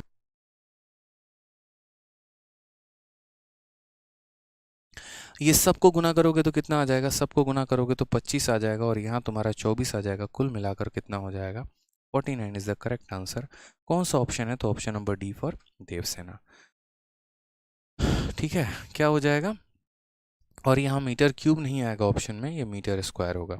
इस सेशन का प्रिंटेबल PDF मिलेगा सर आपको। कौन कहता है कि नहीं मिलेगा? हाँ मिलेगा, तब यहाँ पर 10,000 ऊपर लाइक हो जाएंगे, तब जैसे मैं देखूंगा कि 10,000 से ऊपर लाइक हो रखे हैं, तो तुरंत बाद जो है मैं अपलोड कर दूंगा प्रिंटेबल PDF। अब आप लोगों के ऊपर है, जितना जल्दी आप लाइक करो। देख लो, मैं दिखा भी दे रहा हूँ प्रिंटेबल PDF। बोलोगे सर ब्लैकमेल कर रहे हैं। हाँ भैया, लाइक के लिए तो ब्लैकमेल मैं कर सकता हूँ, इतना मेरे क्षेत्र में है। पैसा थोड़ी मांग रहे हैं आप लोगों से, बताइए ऐसे करेंगे आप लोग? हैं? मेहनत लगा के पूरा खर्चा वर्चा करवा के एकदम हम बनाए हैं यहाँ पे, तो लाइक तो चाहिए ना कम से कम, ठीक है। तो चलो, लाइक के नाम पर ही यहाँ पर प्रिंटेबल PDF, ये प्रिंटेबल PDF तभी अपलोड करेंगे 10,000 से ऊपर लाइक जाएगा तो। बहुत ज़्यादा भी नहीं कहा है, 20,000 भी नहीं कहा, पिछले सेशन का बड़े आराम से 10,000 गया है, तो इसीलिए इसमें भी 10,000 ही बोला है।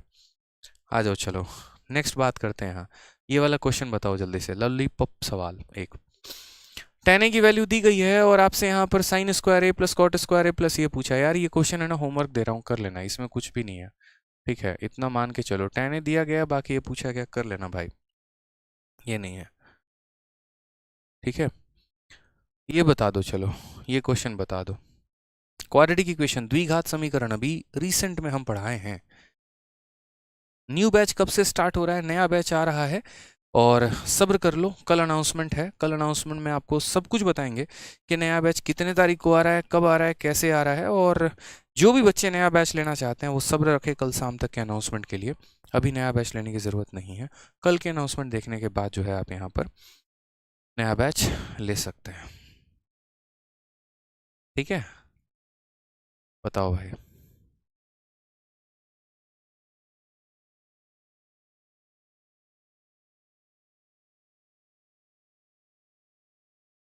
चलिए, बहुत शानदार। अब इस सवाल को हम लोग देखते हैं।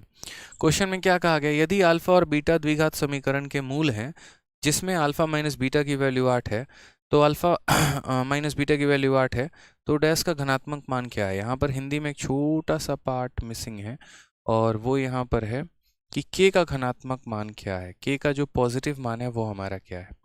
अब देखो, कोई भी द्विघात समीकरण होता है तो कोई भी द्विघात समीकरण में उसके काफ़ी मूल होते हैं। जैसे मान लीजिए कोई भी क्वाड्रेटिक इक्वेशन अगर मैं लिख रहा हूँ, ये हमारा एक क्वाड्रेटिक इक्वेशन है एक्स स्क्वायर प्लस के एक्स माइनस 15। तो नाम अगर इसका क्वाड्रेटिक इक्वेशन है तो इसके 2 रूट होंगे। क्यूबिक इक्वेशन होगा 3 रूट होंगे। ठीक है, इसी तरीके से अगर पावर 4 वाला होगा तो उसके 4 रूट होंगे। ठीक है, अब हमें यहाँ पर क्या करना है, जैसे मानो इसके 2 रूट हैं और इसके 2 रूट कौन है, अल्फा और बीटा है, तो हम डायरेक्टली अल्फा बीटा है ना नहीं बताएंगे, मतलब वो बड़ा मुश्किल सा हो जाता है। तो क्वाड्रेटिक इक्वेशन में 2 चीज़ें हमें सीखने को मिलती है। जैसे मानो अगर ये क्वाड्रेटिक इक्वेशन है, इसका एक रूट अल्फा होगा, एक रूट बीटा होगा, तो एक तो हमें इसका सम ऑफ रूट जानने को मिलता है अल्फा प्लस बीटा, और दूसरा इसका प्रोडक्ट ऑफ रूट जानने को मिलता है अल्फा इंटू बीटा। अब अगर हम बात करते हैं यहाँ पर कि सम ऑफ रूट क्या होता है, तो sum of root minus B upon A होता है। यानी यहाँ पर बी का कोफिशिएंट देखो, बी कौन है, ये एक्स स्क्वायर के साथ जो है वो ए है, एक्स के साथ जो है वो बी है, और यहाँ जो है वो सी है। तो यहाँ अल्फा प्लस बीटा की वैल्यू माइनस बी अपॉन है, माइनस बी अपॉन ए का मतलब माइनस के अपॉन 1, और अल्फा इंटू बीटा की वैल्यू कितना हो जाएगा, सी अपॉन ए यानी माइनस 15 हो जाएगा।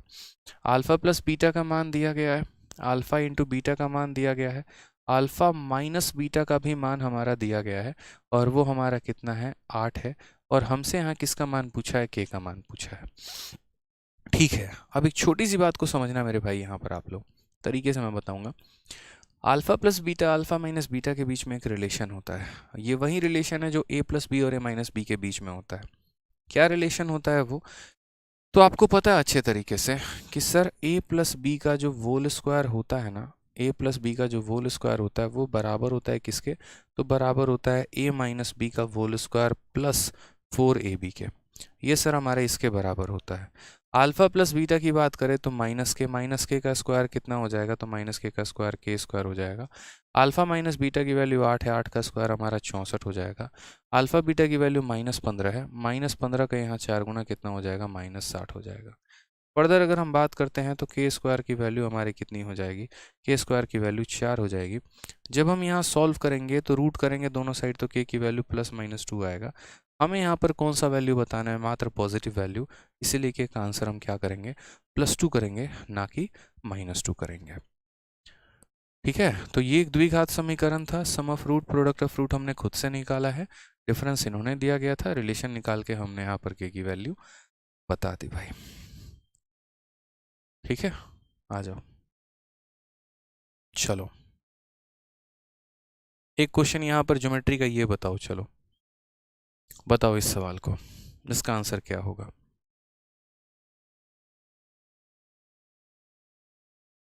सर आप बहुत अच्छा पढ़ाते हैं, चलिए भाई बहुत बहुत धन्यवाद। ठीक है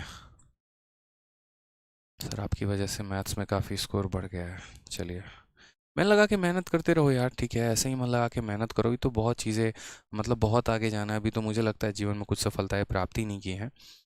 ठीक है, इसलिए मेहनत करते रहो तरीके से। बाकी एक छोटी सी बात बोलूँगा, मैं ऑफलाइन में भी ये बात बोलता हूँ, और जनरली जो मुझे बच्चे थोड़े से डेडिकेशन वाले के साथ मिलते हैं उनसे भी मैं एक बात बोलता हूँ कि देखो, पहले भी शायद मैं ये बात बोल चुका हूँ, आप लोगों ने सुना भी होगा, अपने लक्ष्य के बारे में है ना कभी किसी को मत बताओ।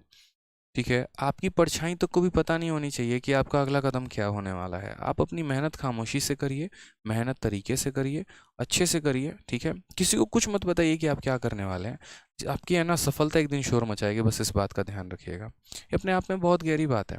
कई बार क्या होता है ना कि हम अपनी चीज़ों को बता देते हैं या हम अपनी थोड़ी सी सफलता किसी को दिखा देते हैं, वो हमारा नुकसान कर जाता है।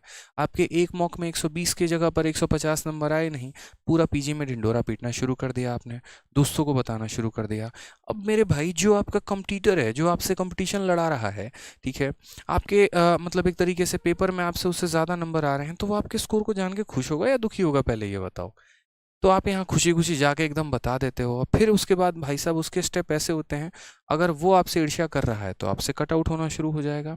या फिर मेरे भाई, अगर वो आपका एक तरीके से ईर्ष्या ना करके एक तरीके से मानिए कि आपको चाह रहा है कि आप आगे ना बढ़े, तो कुछ ऐसी हरकतें करेगा जिससे आपका एक तरीके से समय बर्बाद होगा। चल भाई मूवी देखते हैं, आजा भाई पिज़्ज़ा खा के आते हैं, आजा भाई घूम के आते हैं, आजा भाई चले यहाँ पर फलाने जगह फलाने से मिल के आते हैं। तो इसीलिए है ना, कभी भी अपने आप को आप शो मत करो कि आपको कितना आता है, आपके नंबर कितने आ रहे हैं, अनटिल एंड अनलेस जब तक आपके घर पे ज्वाइनिंग लेटर ना आ जाए। लड़कियों के लिए भी मैं बात बोलूंगा, लड़कों के लिए भी बात बोलूंगा। आप लोग शेयर करना तुरंत शुरू कर देते हैं कि आपको कितना आता है, ना मत दिखाओ भाई, एकदम है ना, हमारे कहते हैं एकदम मतलब बकलोल बन के रहो, एकदम कुछ नहीं आता, हाँ हाँ सर नहीं आता, सर सिखा दीजिए ना सर। अरे भाई बता देना जीएस कैसे पढ़ना है, भाई बता देना करंट अफेयर कैसे पढ़ना है। दूसरों से जितना हो सकता है वो नॉलेज लेने की कोशिश करो। हाँ शेयर करो, मैंने मना नहीं किया, क्या आज मैं शेयर नहीं कर रहा हूँ इस यूट्यूब प्लेटफॉर्म के माध्यम से, बताओ। अगर मैं भी बाकी लोगों की तरह होता, चुपचाप अपना सिलेक्शन लेके जाके कहीं पर अपना नौकरी कर रहे होते, ठीक है, मैं एक्साइज इंस्पेक्टर हूँ, अपना मेरा ज्वाइनिंग भी है, मैं अभी भी ड्यूटी में हूँ, मैं जाऊँ अपने ऑफिस में काम करूँ, मुझे क्या शौक है बच्चों को आगे बढ़ाने का फ्री में, अगर शेयर करने की इच्छा ही नहीं होती। तो ऐसा नहीं है, शेयर करने की इच्छा है, लेकिन हाँ कब, जब मुझे पता चल गया अब मेरी सीट सिक्योर हो गई, अब मैं जितना चाहूँ उतना नॉलेज बांट सकता हूँ, बांटो ना भाई, तब मना किसने किया है।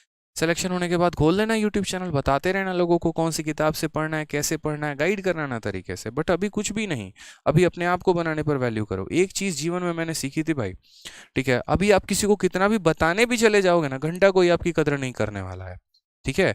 मैं यही आदित्य रंजन आज भी हूँ, और यही आदित्य रंजन मैं आज से 2 साल पहले भी था, ठीक है। मैं पहले भी पढ़ाता था, मुझे पढ़ाने का शौक बड़ा थोड़ा मतलब पहले से ही था, ठीक है। और पहले भी मैं गुरुकुल में पढ़ाता था, उस समय मैं गर्ल्स गुरुकुल में पढ़ा रहा था। तो कुछ लड़कियां थी वहां पे, तो जब मैं उन्हें कुछ बताऊंगा ना, तो वो मेरी बातों को थोड़ा कम सुनेंगी, मतलब थोड़ा कम ध्यान देंगी, ठीक है। आज के समय में आपको मेरी बातें लग रही होंगी, अच्छा सर की बातों को कम से ध्यान से सुन रही थी, ऐसे कैसे, हाँ भाई होता था, कारण उस समय मेरे पास सिलेक्शन नहीं था, मेरा रिजल्ट नहीं आया था, ठीक है। अगर दो व्यक्ति को खड़ा कर दिया जाए, मैं हूं यहाँ पर और एक चुपचाप यहाँ दूसरे व्यक्ति को मैं लेके आता हूँ, मेरे से बेहतर वो बात बोलेगा, मेरे से अच्छा आपको वो समझाएगा। लेकिन फिर भी है ना, आज के समय में बच्चे उसी की वैल्यू करते हैं जो एक तरीके से सिलेक्शन का टैग लेके घूम रहा है।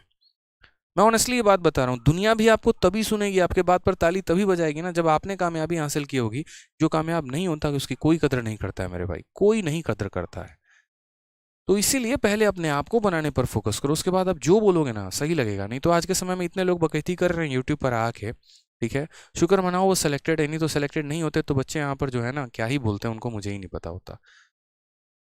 तो इसीलिए अगर आप भी चाह रहे हो लोग वैल्यू करें, आपकी बातों को सुने, ताली बजाएं, वाहवाही करें, कुछ भी करें ना मेरे भाई यहाँ पर, तो तरीके से थोड़ा अपने आप को पहले बना लो, उसके बाद तो पूरा समय है आपके पास प्रॉपर तरीके से, ठीक है, अपना बढ़ावा करने के लिए। बाकी बहुत सारे हमारे क्वेश्चंस बाकी रह गए हैं, तो ये सारे क्वेश्चंस मैं आप लोगों को दे देता हूँ प्रिंटेबल पीडीएफ के फॉर्म में, आप लोग इसे लगाना। और अगर कोई भी रहा किसी भी तरीके से तो मैं नेक्स्ट क्लास में ज़रूर बताऊंगा, क्योंकि मेरा मानना सिर्फ पढ़ाना नहीं होता है यहाँ पे, एक पढ़ाना भी है, आपको गाइड भी करना है। मेरे लिए दोनों, एक बड़े भाई का भी एक कर्तव्य हो जाता है, एक शिक्षक का भी मतलब मेंटर भी हो जाता हूँ मैं, मुझे हर बात का ध्यान रखना होता है। तो इसीलिए थोड़ा जो है अभी अपने आप को शांत रखना है, शो नहीं करना है, ज़्यादा शो ऑफ पॉम्पस नहीं बनना है, जस्ट अपने आप को एकदम कूल रखना है, कूल एस कुकुम्बर, बढ़िया तरीके से तैयारी करनी है। हाँ, आपका ज्वाइनिंग लेटर आपकी सरकारी नौकरियां भौकाल मचाएंगी, आपने एक बार में कितनी ज्वाइनिंग ली वो सबसे बड़ा भौकाल होगा। अभी तक अपने आप को शांत रखो, एकदम चिल रहो, मोटिवेटेड रहो, एनर्जी डालो अपने अंदर, फूंक दो, बस आग लगा दो इस बार, ठीक है। चलो, और बाकी मेरे भाई यहाँ पर है आज के सेशन का प्रिंटेबल पीडीएफ आपको यहाँ से मिल जाने वाला है, तो डाउनलोड कर लीजिएगा, ठीक है। चलिए, और चैनल आपका अपना ही है तो सब्सक्राइब कर लीजिएगा, और 10,000 लाइक तो कर ही देंगे मुझे पता है।